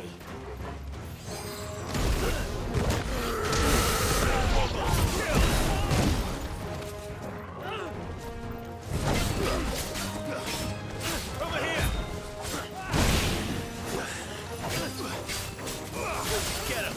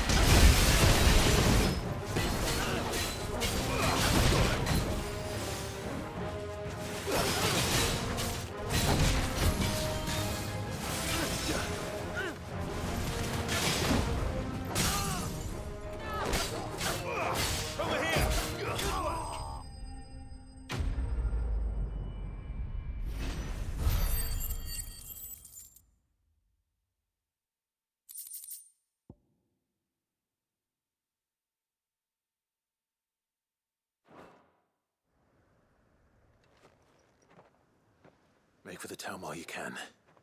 There may be more bandits nearby. You don't need to tell me twice. Many thanks, traveler. This looks to be all of them. I thought I told you to make for the Vale. And stand by as ill might befall the heir to the ducal throne. It's just Clive, and I'm fine. Which is more than can be said for you. I will survive. Strange that the garrison wouldn't intervene in such a brazen attack so close to their gates. The garrison have their hands full inside the city. Some days they don't even send out patrols. There are few hands left to work the fields, and even fewer to transport the grain. The market stalls are nearly bare, and the price for what remains is exorbitant. It's not uncommon to see a fight break out over a crust of bread. When I said the ones who attacked me didn't have the look of bandits, I meant it. They were probably just desperate. Rockford, listen to me. If you are to continue your investigation, you first need to seek the attention of a healer.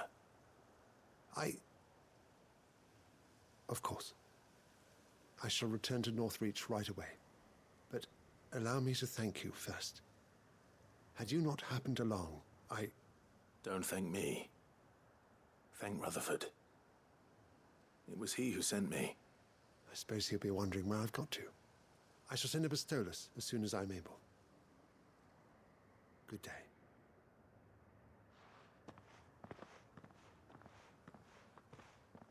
My uncle certainly has his work cut out for him. If it isn't already too late. I should go and tell Rutherford that his colleagues are still in one piece.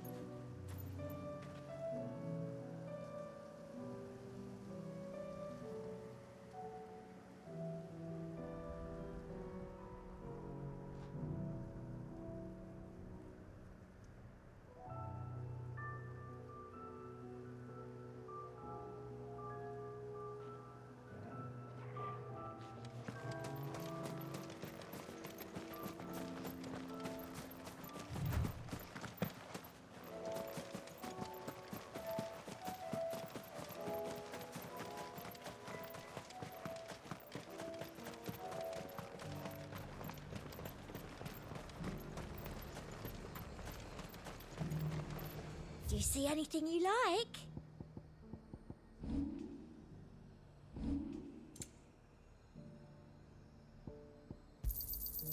An excellent choice. I'll be here if you need me.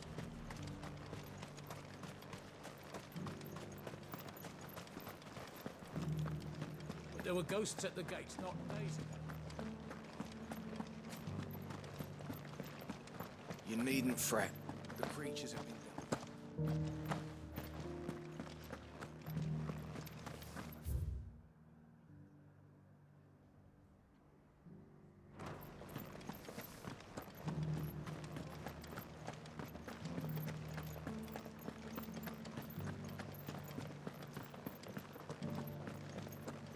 In the meadows, then.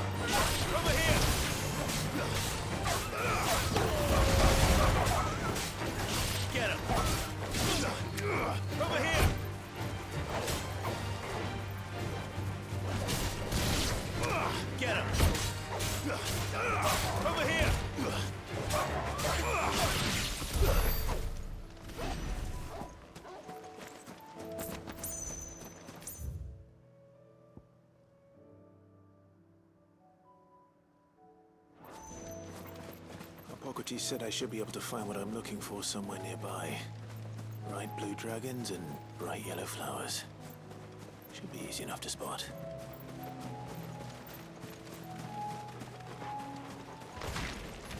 This must be our wyvern. Right.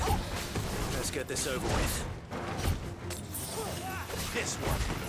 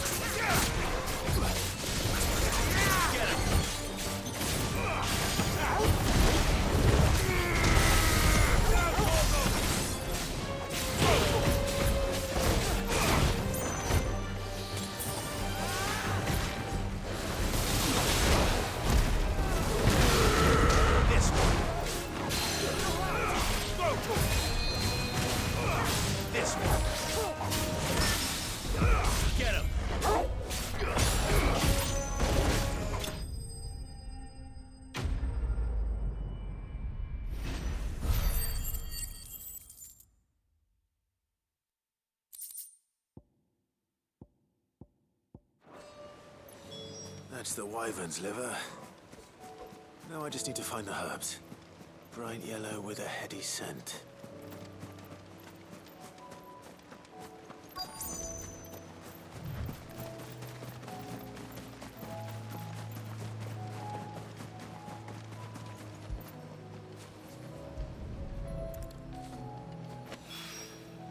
I think that's everything Molly needs to resurrect her recipe.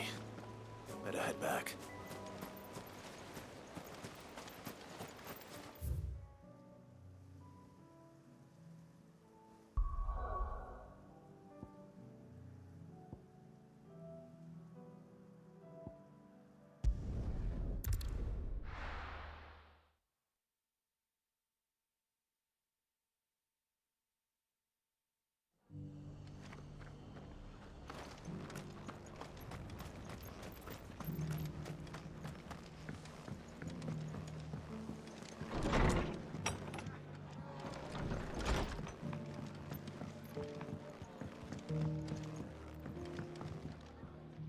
I see you're still here.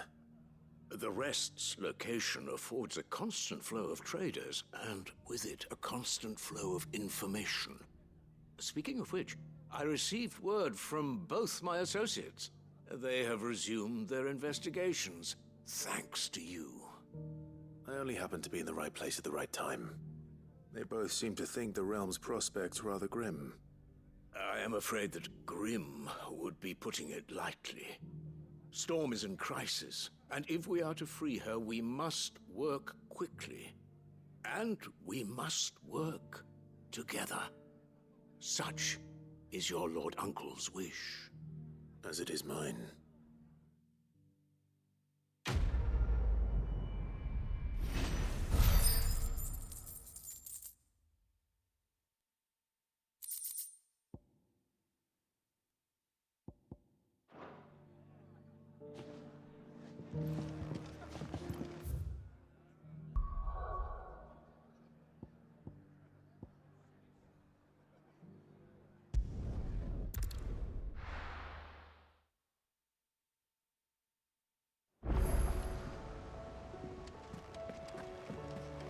Will we ever see the sun again? It seems the hideaway has lost its... So, did you have that word with Tomes then? I did, and he was as helpful as ever. He told me exactly where to look, in fact.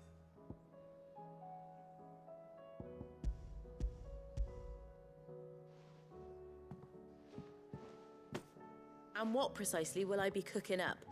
Or is it better not to know? Blueback wyvern liver. And, a herb known as Saint's Bonnet. Ah, wyvern livers, was it? Well, at least it weren't actual worms, I suppose. Now then, you stay right where you are. I've got some cooking to do.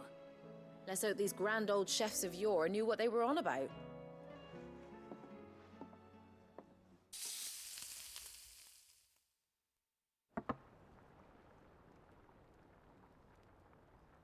And here we have it. Fried mortress of skyworm. Ivan's offered to make sure it's fit for consumption. Well, I say offered. He as good as begged. And rightly so. Is there any higher honor than partaking in a slice of culinary history?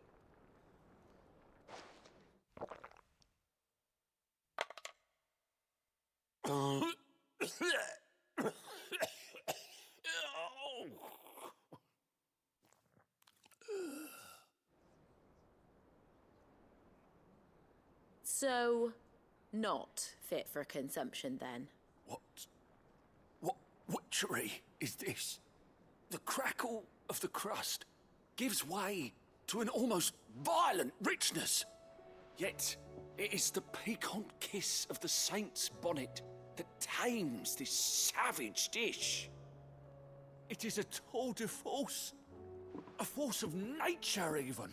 A maelstrom of flavour and sensation. A graceful beast emerging from centuries of slumber. I think he likes it. Well, I can't quite tell with all that nonsense he's talking. But I reckon you might be right. It was decent then, I take it. Decent? It's remarkable. And I defy any man to say a word to the contrary. Sid, might I suggest that you command a party of your finest men and women to procure a dozen blueback wyverns forthwith? I'll give it some thought.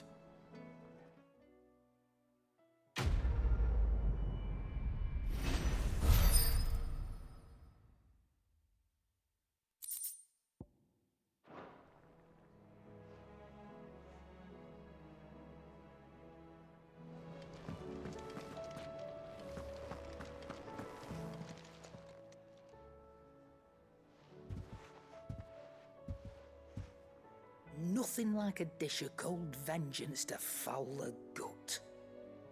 I'm sorry, Nan. I didn't mean to make things worse. I just thought I had to protect you. Like you've protected me. Aye, well, someone had to. Your parents certainly didn't give a whit for your well-being. Reckon the both of us would be worse off if I'd not taken you on. You've always been me right eye, Goots. And I'd have you stay that way. So don't you dare go looking for trouble again. Well, I will. If you ever need help, I'll do it again and again, and you can't stop me. Why, you big lump. Fine. Play the hero if it makes you happy. Thanks, Nan. I won't let you down.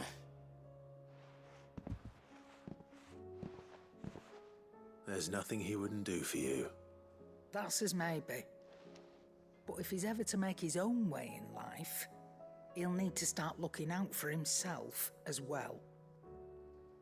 Till then, he'll need people to watch his back, just like you did in Dalamil. Don't think I didn't appreciate that. Of course. His family.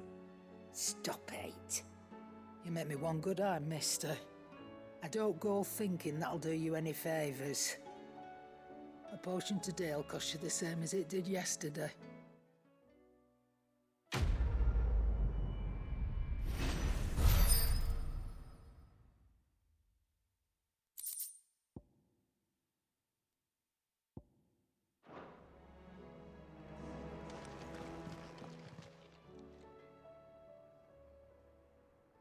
Let me tell you a story, Clive.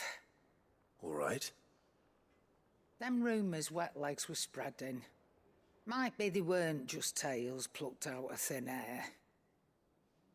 You see, there were a time when I weren't too particular about who I sold steel to, so long as they paid me the right price. Some women lust after blood, others after flesh, but me, I were always one for gold.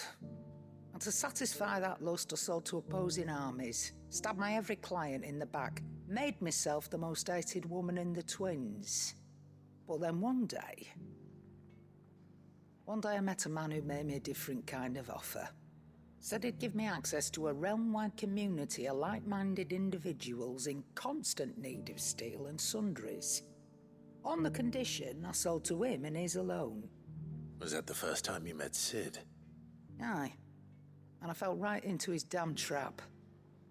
He was true to his word, so I ended up being true to mine. And I soon started making the best profits I've seen since taking up the trade.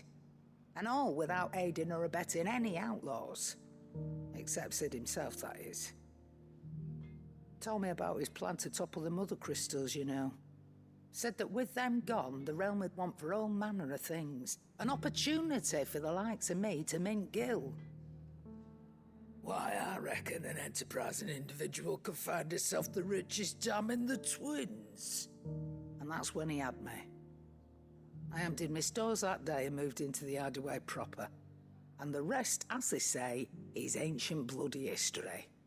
A dozen years on, and I'm still not the richest dam. Not for lack of trying, mind. But I can say that I have never been happier. You've all shown me there are some things more precious than Gil. That there are. So don't you go messing it all up, or you'll have me to answer to.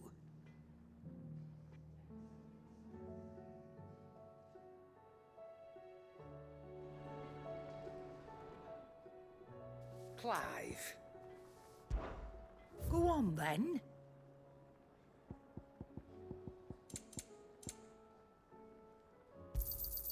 You're rubbing me blind, you know.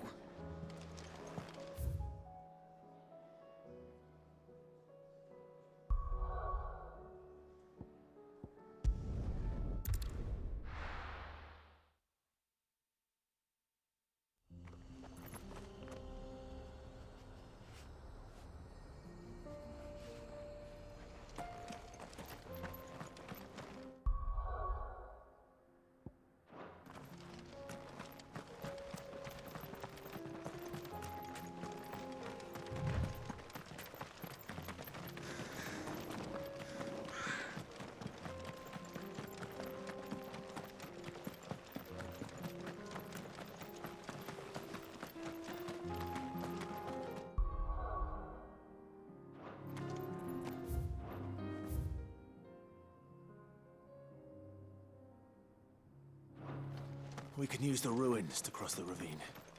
Assuming they will allow it. The Echoes have a will of their own.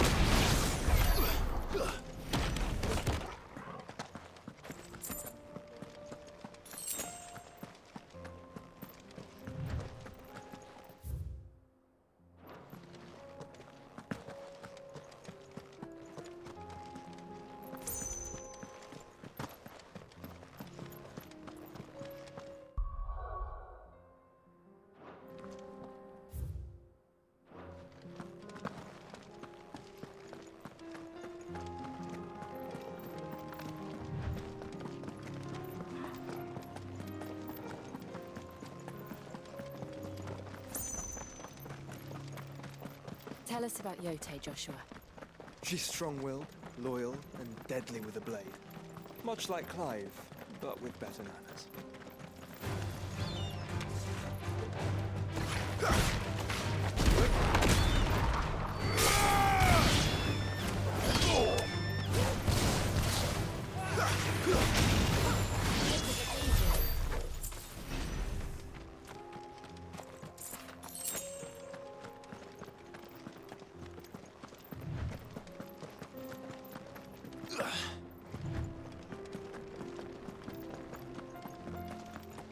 I do. Where are you off to now, then? Bound for the Free Cities, perhaps?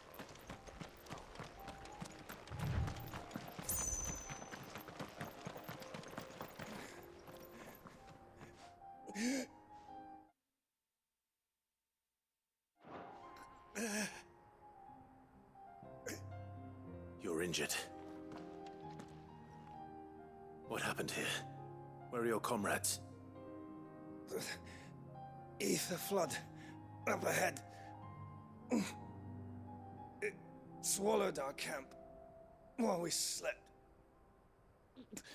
My own men did this. Turned every last one of them. There's a village not far from here. Tabor. The people were kind to us. It's only a matter of time before they won't stand a chance. We can't let those monsters reach the...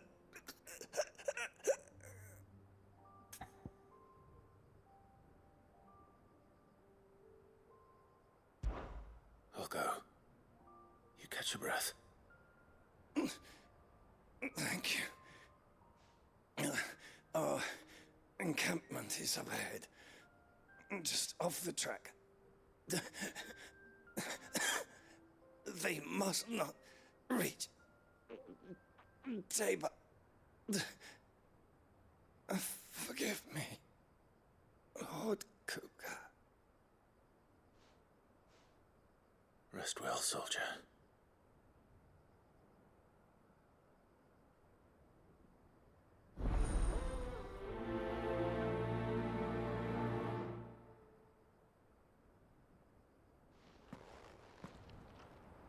You said the encampment was close. Let's hope the Akashic are still there.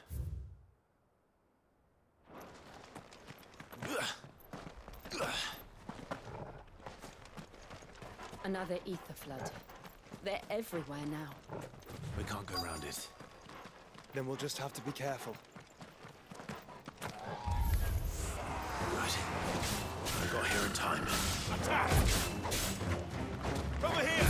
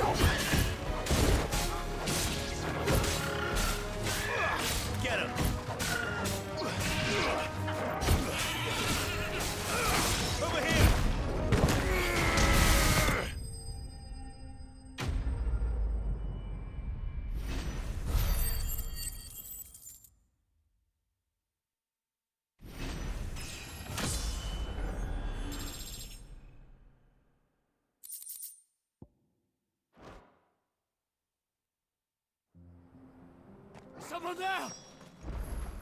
Please, I can't move my leg! That doesn't sound like an Akashic.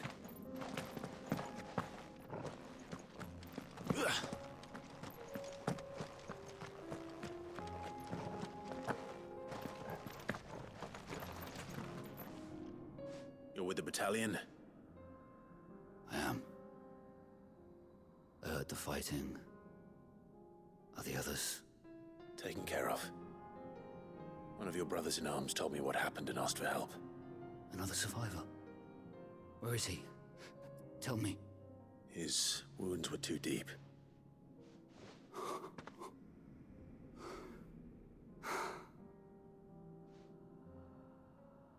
He was right to send you. Those things you slew are no longer my brothers. Tabor is safe thanks to you. Here, you've earned it.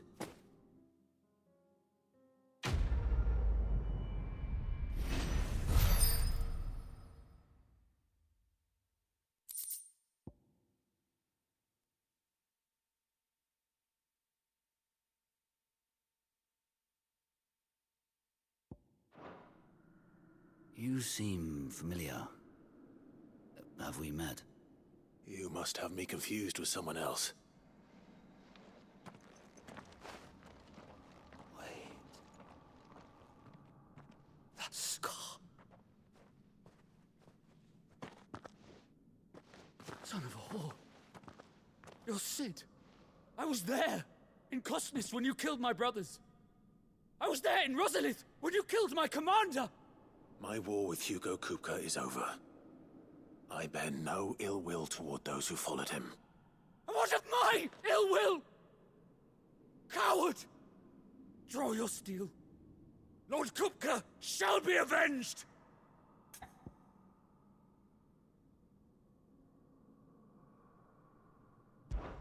When your wounds have healed and your head has cooled, come and find me if you must.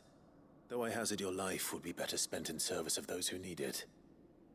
Or have you forgotten your oath to the Republic? My oath? What would you know of oaths? I know how hard they are to keep. Which is why I'm giving you the chance to keep yours. No. I won't be deceived.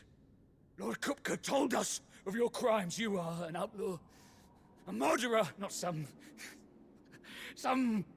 man. Like you or anyone else. I am nothing like you. But if you're not gonna kill me, then go. Leave! Just know that I will find you, Cid. Someday.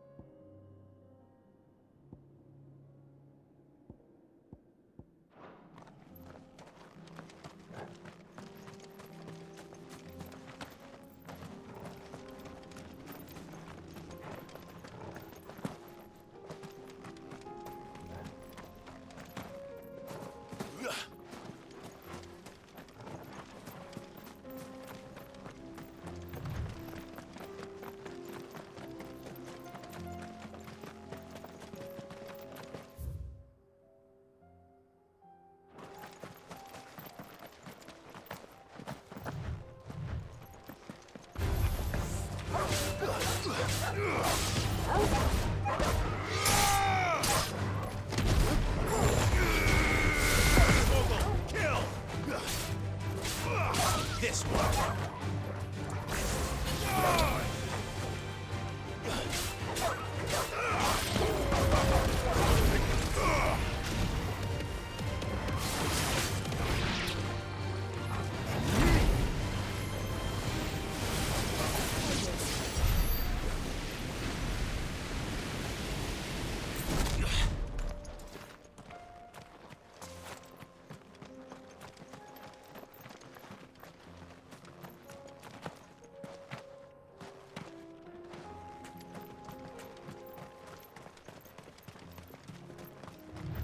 We're nearly there.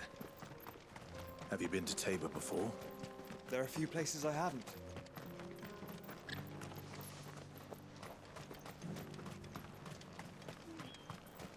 Where now, Joshua? There is a residence just inside the city gates. She awaits us within.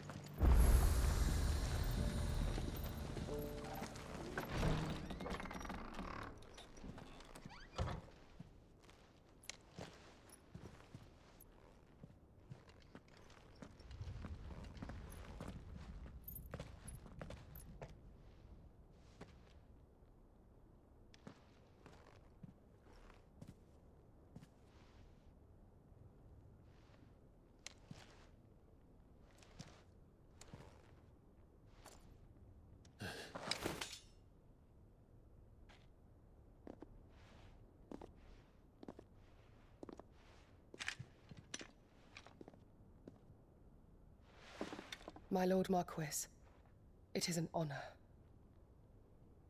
I am Yotei, Knight of the Undying, charged with the protection of His Grace Joshua Rosfield, Keeper of the Flame of the Phoenix. Of course. It all makes sense now. Would you care to elaborate? The Undying are loyal servants to the ducal throne. Or more specifically, to its heir. They have served our family for generations, albeit from the shadows. Since their inception, they have been tasked with the preservation and enactment of the rites of ancestral communion. After the events at Phoenix Gate, it was the Undying who delivered me to safety. And since the day I left Rosaria, Yotei has been my constant companion and protector. Without her sword, I would not have survived my journey across the realm. Rise, Lady Yotei.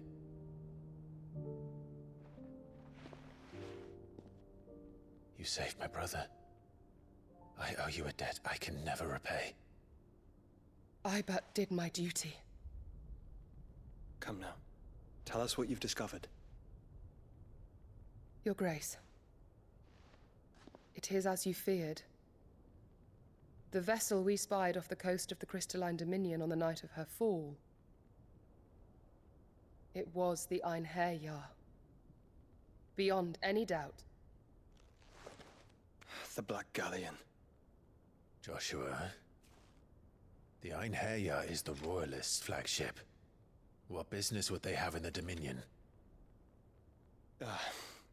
Upon learning of Waloed's involvement in recent events at Drake's Fang, I sensed the malign influence of Ultima, and bid Yotei and the Undying look into the matter. We have reason to believe that the Black Galleon weighed anchor shortly after the fighting began, and set a course due south. For Canva. Then it is Waloed Knights who besiege the cities. What is left of them, yes. And the Black Galleon sails at but one man's behest. Barnabas Tharm.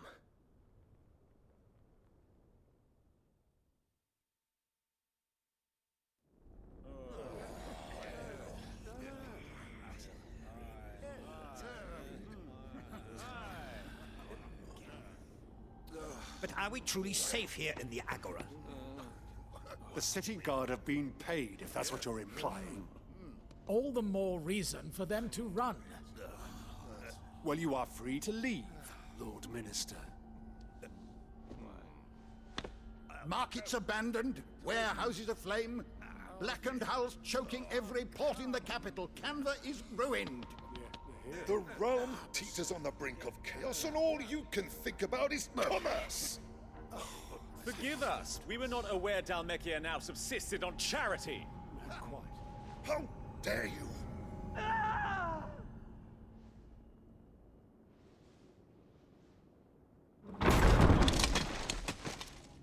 Distinguished members of the Council, you must forgive His Majesty this intrusion. What is the meaning of this? A trifle crowded, but I fear it will have to serve, my liege. Very well. My colleagues, do you not see? The king, he has come to save us from the Akashic.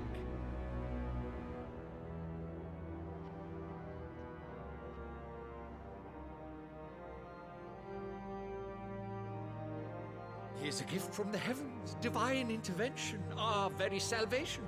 And of course, if it is compensation he requires, we would be most willing to negotiate a fair price for services rendered. Fools. Your ignorance unbecomes you. Your Majesty, correct me if I'm wrong, but I would swear that the fiends washing the cobbles of Canva with the blood of her citizens wear the colors of Waloed. Ha! So you do not deny it. Guards, fetter them, and see our guests to the dungeons!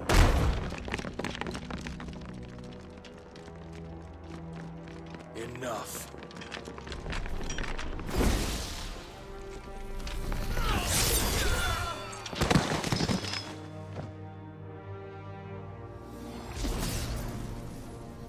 Pathetic creatures.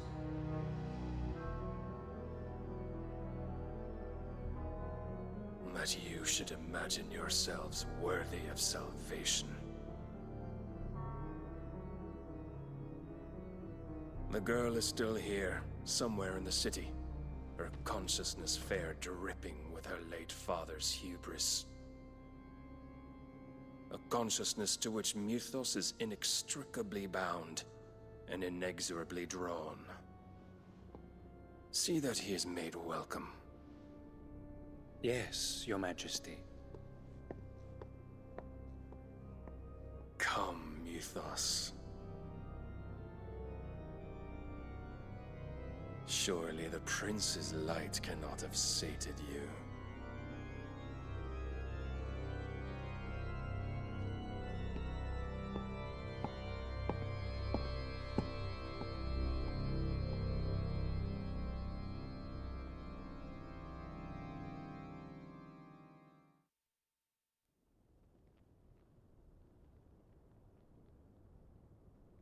So then, how long has Waloed been under Ultima's control?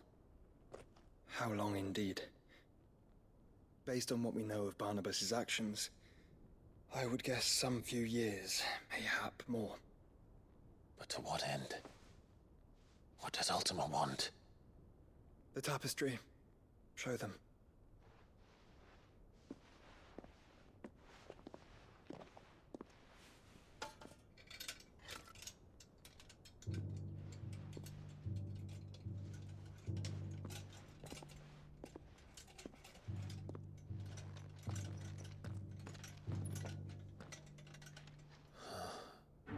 By the flames. Phoenix Gate, Drake's Breath, and now here. But what is it? It is old, ancient, even. Naught remains of the faith it represents, save what can be gleaned from the image itself. None could tell me what the one in the apothecary meant, even the Undying. But I believe it may be the key to discerning Ultima's purpose. That figure in the center, the one beneath whom the icons congregate, that I believe to be Ultima. He is a god, or at least godlike. His very existence beyond our ken. The icons, and by extension their dominance, are meant to be his subjects, and while some, like Barnabas, have accepted this role, others have rejected it. Like you, Clive, which is rather inconvenient, as it appears he needs you most of all. And gods don't like to be disobeyed. No, I don't suppose they do. Clive, may I tell Yote of the lake? By all means. Yote, I will be accompanying my brother to the Free Cities. Whilst we are afield, I would have you watch over those Clive has made his wards. Omielos delan tuisag ilith. Though well concealed, the hideaway lacks trained fighters to defend its occupants should they be discovered. But it is my duty to... as it has ever been my brother's duty, remember? If that is your wish, Your Grace. But please be safe. If aught were to befall you, You have my word.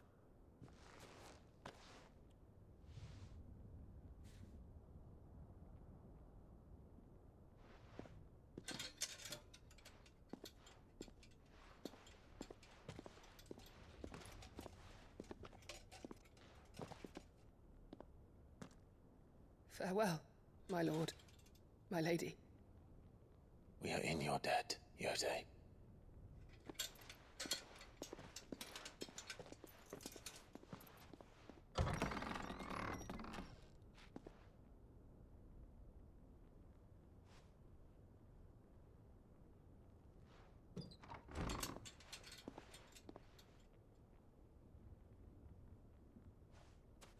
Let's find our friends.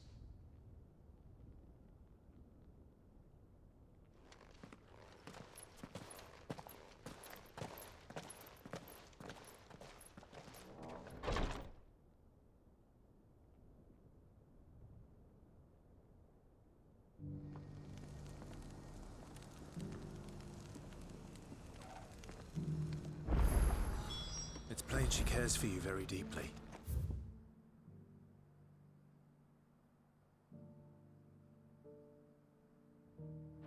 And I her, which is why I had to let her go. Who among you is bold enough to... Is that blade for hire, perchance? Because I have a mind to make a killing. Figuratively, I hope. Well, yes and no. A passing caravan carried with it a rumor most fortuitous for one in my trade, that an elder Dread Evis had been sighted in the fields of Korava. Dread Evis are aggressive beasts. Compelled as they are to acts of violence, few survive to maturity, but those that do develop a hide of phenomenal value. A hide you want to sell? Eventually, yes. Though I would have it tanned first that it might be crafted into marvels the likes of which the world has never seen. Dread Evis skin is a rare thing indeed, but the worked hide of a well-aged beast... Now, that would fetch such coin that Gilbert himself might weep with envy. Bring me that beast's skin, and I will share with you the bounty of our combined labors. All right. I'll hunt your Evis. Of course you will. When one lives in such troubled times, it is a fool who lets opportunity slip his grasp. Leave Tabor through the east gate, but take the path that branches west. Once you reach the checkpoint at Tovani, you are a mere stone's throw from the fields of Korava. I eagerly await your safe, and above all, triumphant return.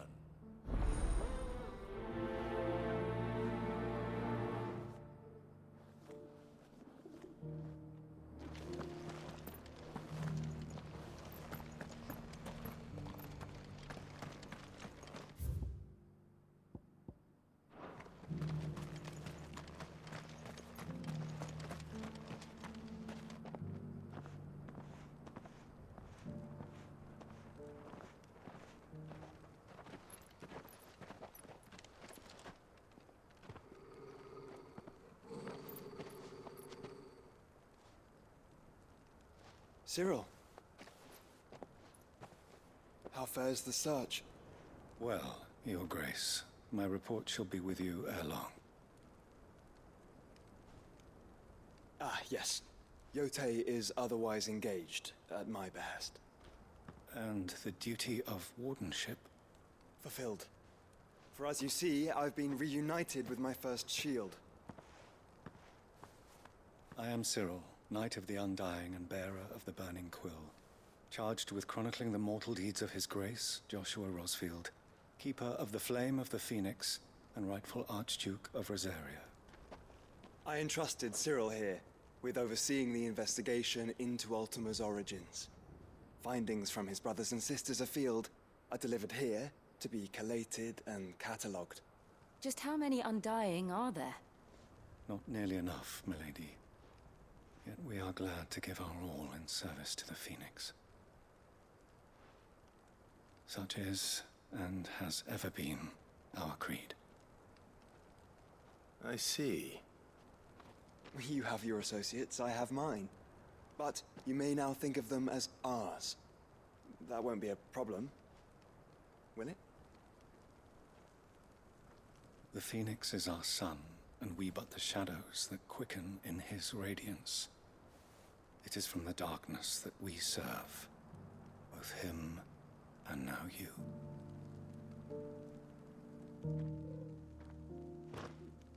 Pray accept this token.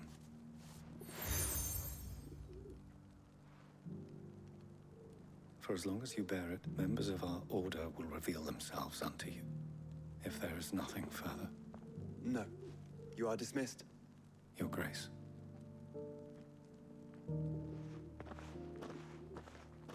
To Canva, then. We'll talk about this later. Cyril seemed very... You certainly keep strange bedfellows, Joshua.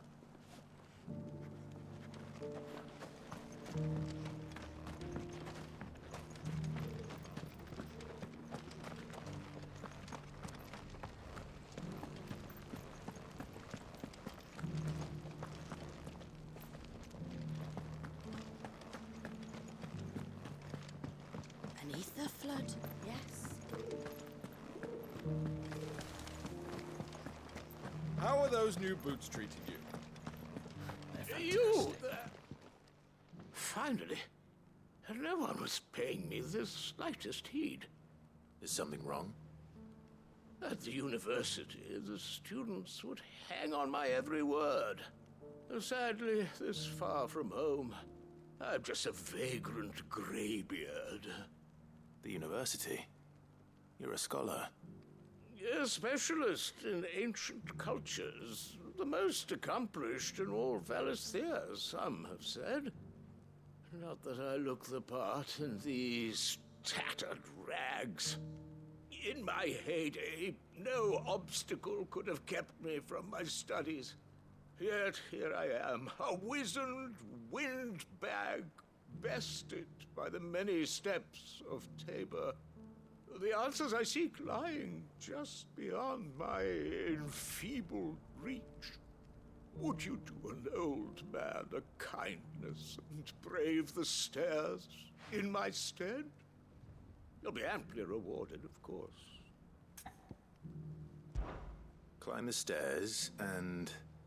And memorize a few inscriptions for me, assuming you know your letters, that is.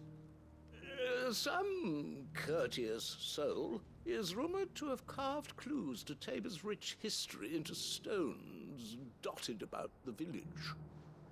3 of them, to be precise. 1 each to the north, south, and east.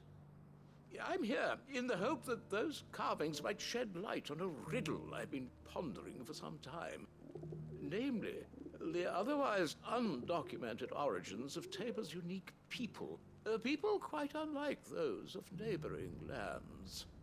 I can't promise I'll remember everything perfectly. Remember what you can. I'll piece together the rest. Make for the domed pavilions, and you'll have no trouble finding the stones.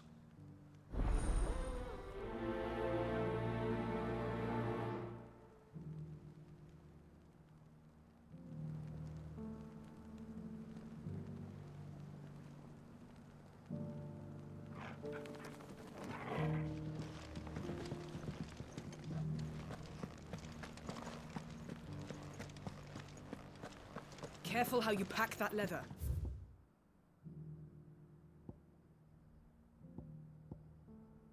Any creases or scratches will bring down the price.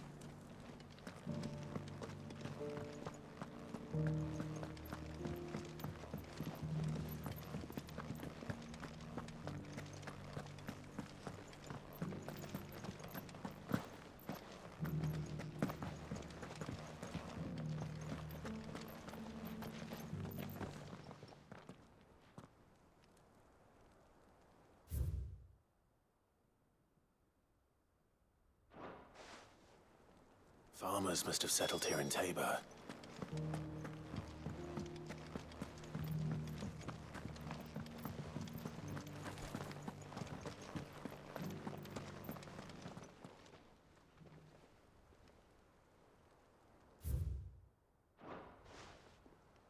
What golden plains might the wanderers have called home, I wonder?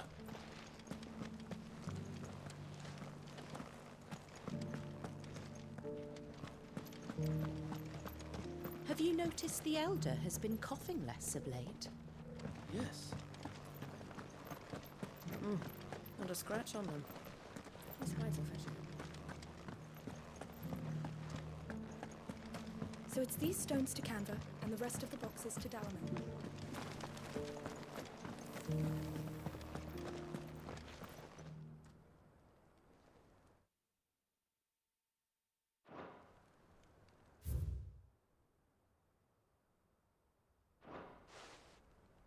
No history would be complete without mention of the Mother Crystals.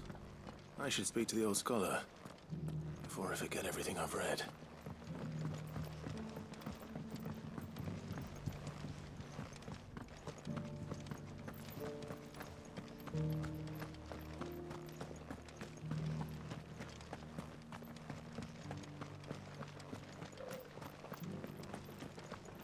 Thank you for the deal egg, mister.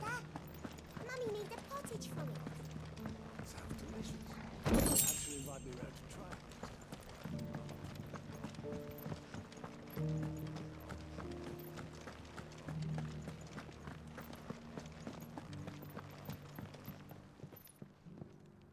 The engravings were in good repair considering their age. Oh, would that I could have seen them for myself. Oh, come, don't tease me now. What did you learn of this place and its people? Let's start with the engraving to the south, shall we? What did it say?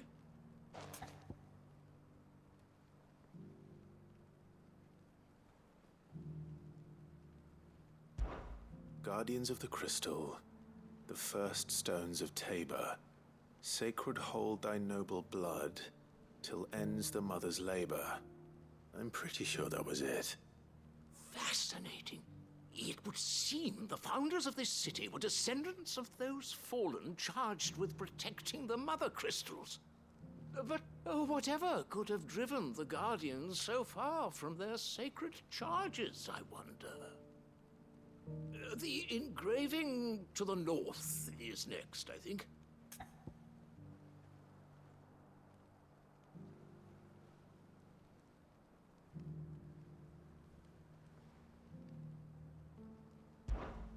Voyages of the Ashen Ocean. Seafarers here? Are you certain? I'm growing less certain by the moment. Wanderers of the Golden Plains, lay your roots in stone. With pride recall thy noble past, and make these rocks a home. Or, I think that was it, at least. No doubt you're right. There are vestiges of nomadic customs in Tabor its guardian roots could never account for. This is proving most enlightening. Now, for the final stone.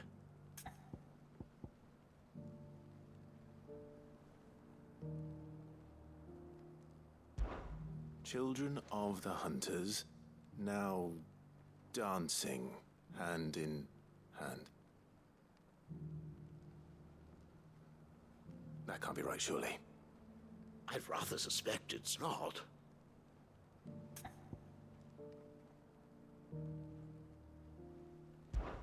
Children of the Hunters, now sworn to serve the sun. Sun worship? That cannot possibly be right. I could have sworn it was something like that. Children of the Hunters, now tillers of the land, reap her promised blessing and give praise her gracious hand. That's all three. And so, we add primitive farmers to Tabor's founding peoples, the final piece of the puzzle. 3 engravings, one for each of the 3 peoples to have settled Tabor in ancient times. guardians of the Mother Crystal, wanderers from across the plains, and last but certainly not least, hunters turned farmers. Little wonder it was so difficult to trace the roots of Tabor's culture. Those roots reach down through 3 distinct traditions. Nonetheless, one cannot help but wonder why this fact is not better known among scholars, given that the stones stand here for all to see. Too many stairs, perhaps. Ha! Too many by far. Here, and thank you.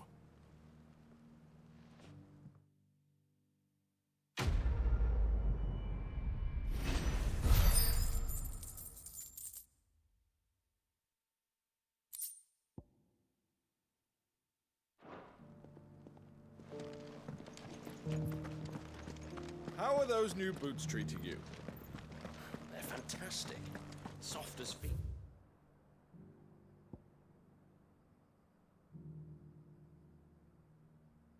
Down, but tough as boiled bone.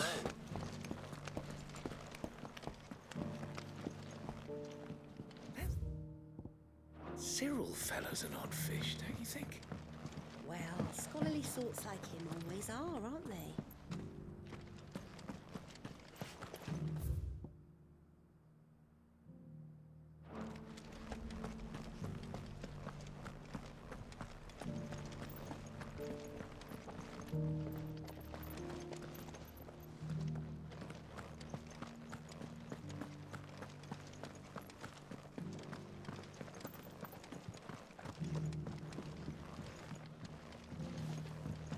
The flood, yes, and what a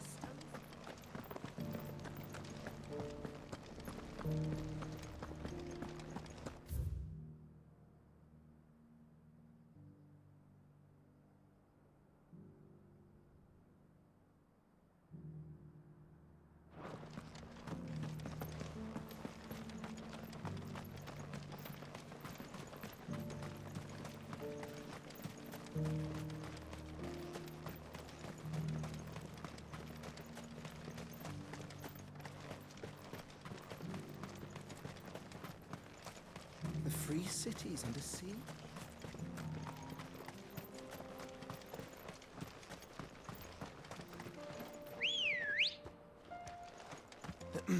Are you sure this is the right way, brother? Run like the wind.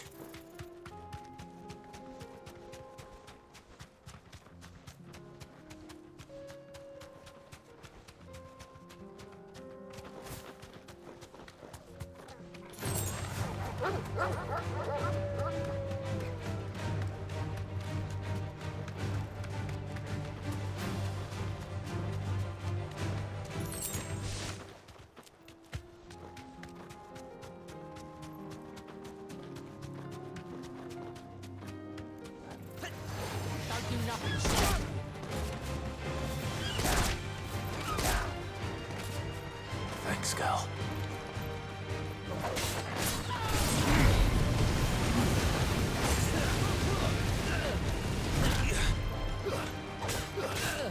Get him!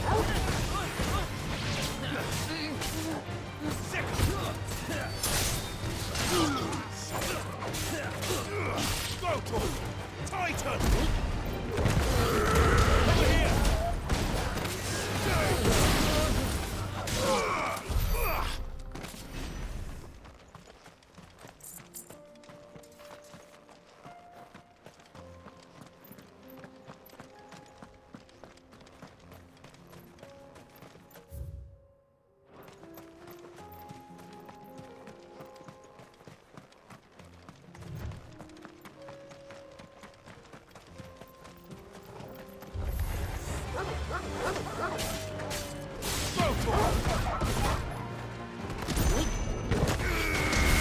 All yours, Torgal.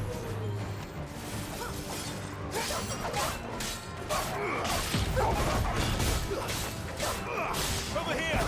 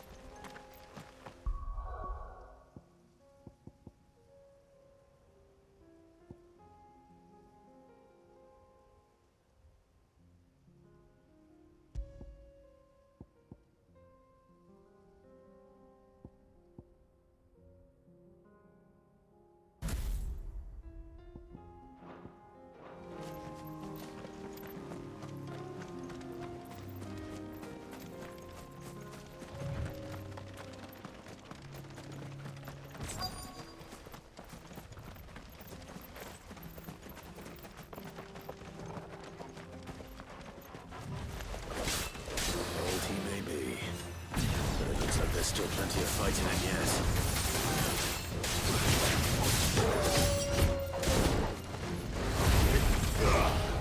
This one.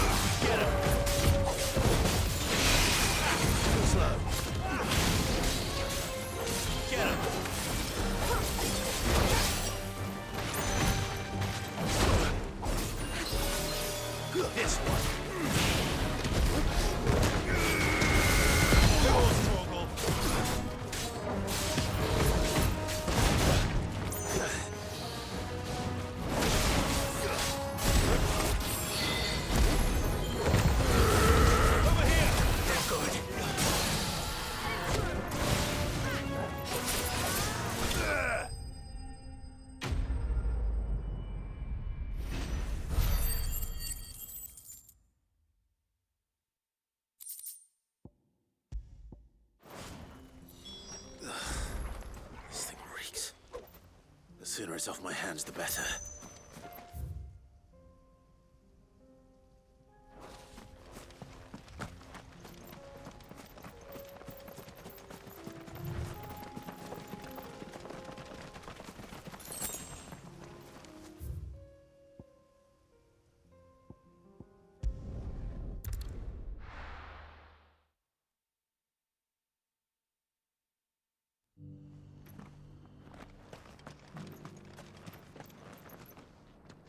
Here's your hide, as requested.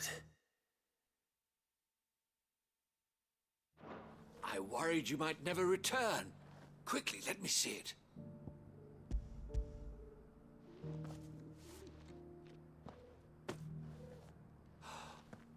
Oh, as supple as a maiden's cheek, yet as adamant as her virtue.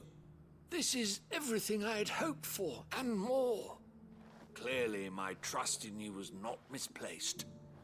You must be a hunter of considerable talent to have bested the beast with nary a scratch. Join me as my honored partner. With my means and your might, we shall be as wealthy as the merchant kings of Zemeckis. I don't plan on making a habit of this. I'm busy enough as it is. Very well. Though I believe fate had a hand in our meeting, it would be unbecoming of me to beg. Do not allow me to keep you from being about your business. Here, for the hide.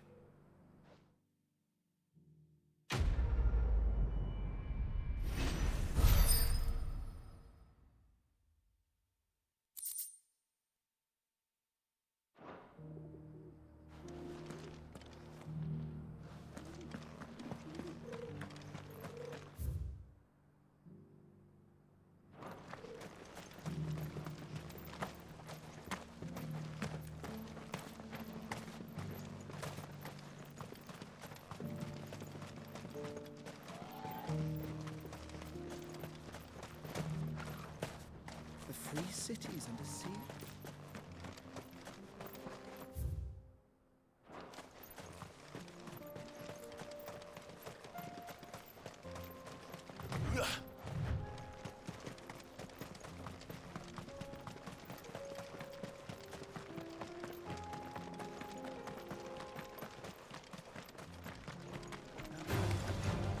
Orcs. Let us be rid of them.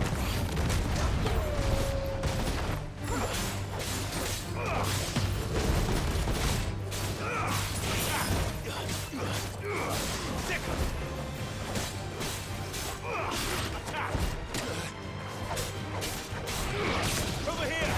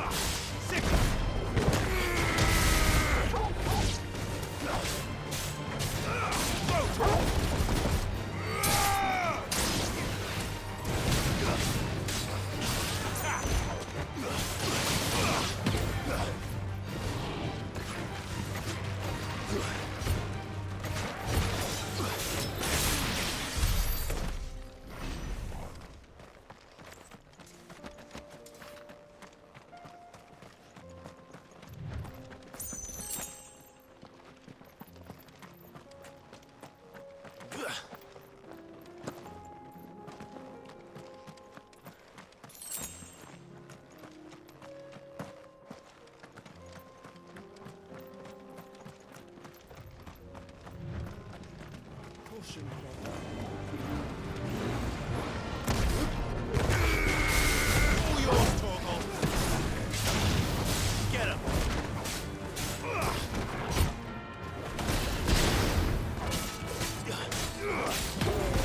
Stay down. Sick him. Go.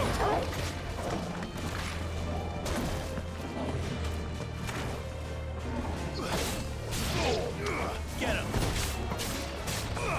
Sick him! Go, Tor!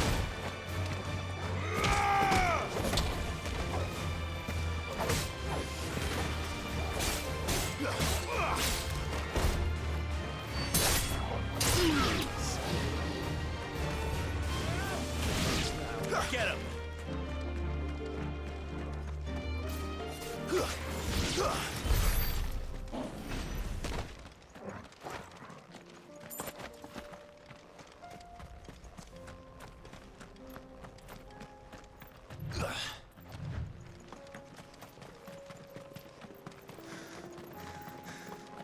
Clive.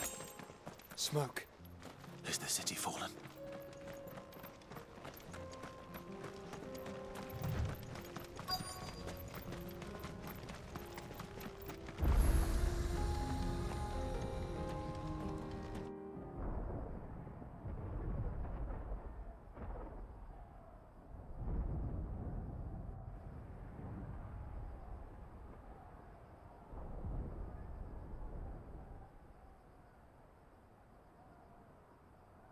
The free men are still holding their own, then. Do we have any idea where Gav and the others might be? There's a warehouse near the docks where we agreed to meet if there was any trouble. We should hurry.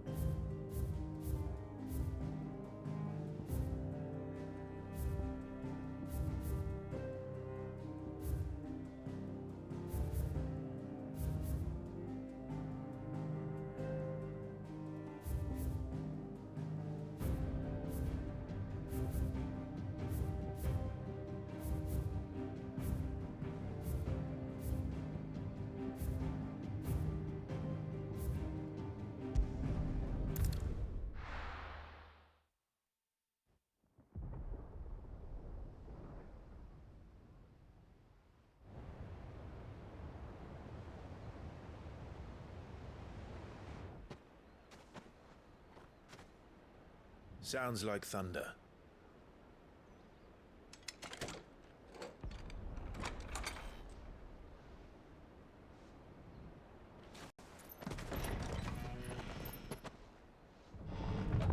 You're late. We're starting to think you'd stumbled off a cliff. I seem to recall that was you, Gav. Good to see you. Any trouble on the road? Nothing we couldn't handle.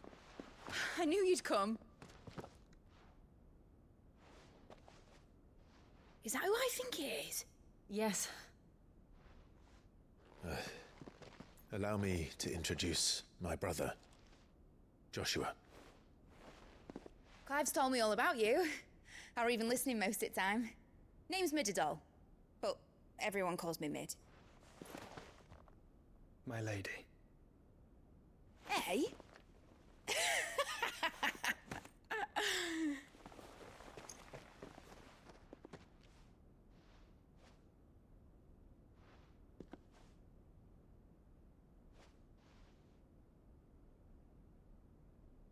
My boy. Uncle Byron. It's really you. I never thought I'd see the day.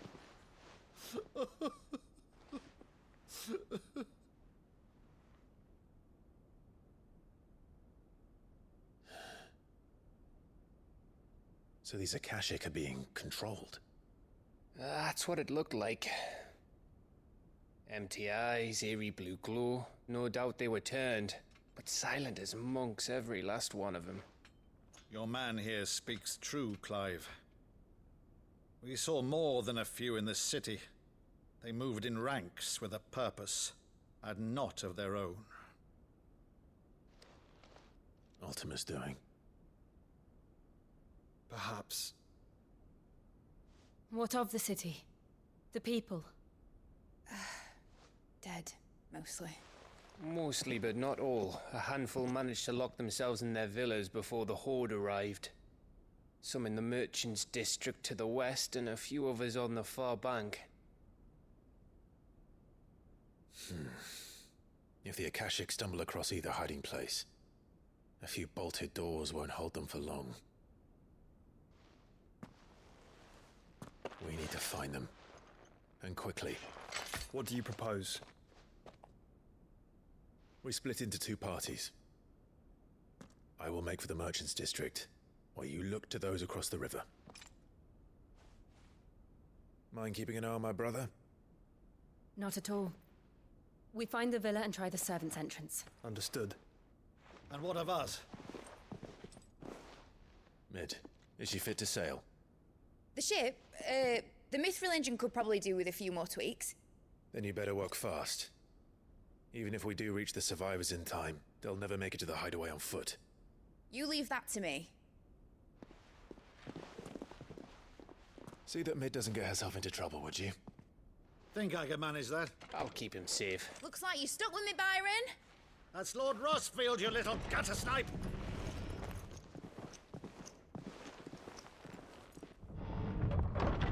Shall we then? And you keep Clive safe. Be careful. Both of you. You too.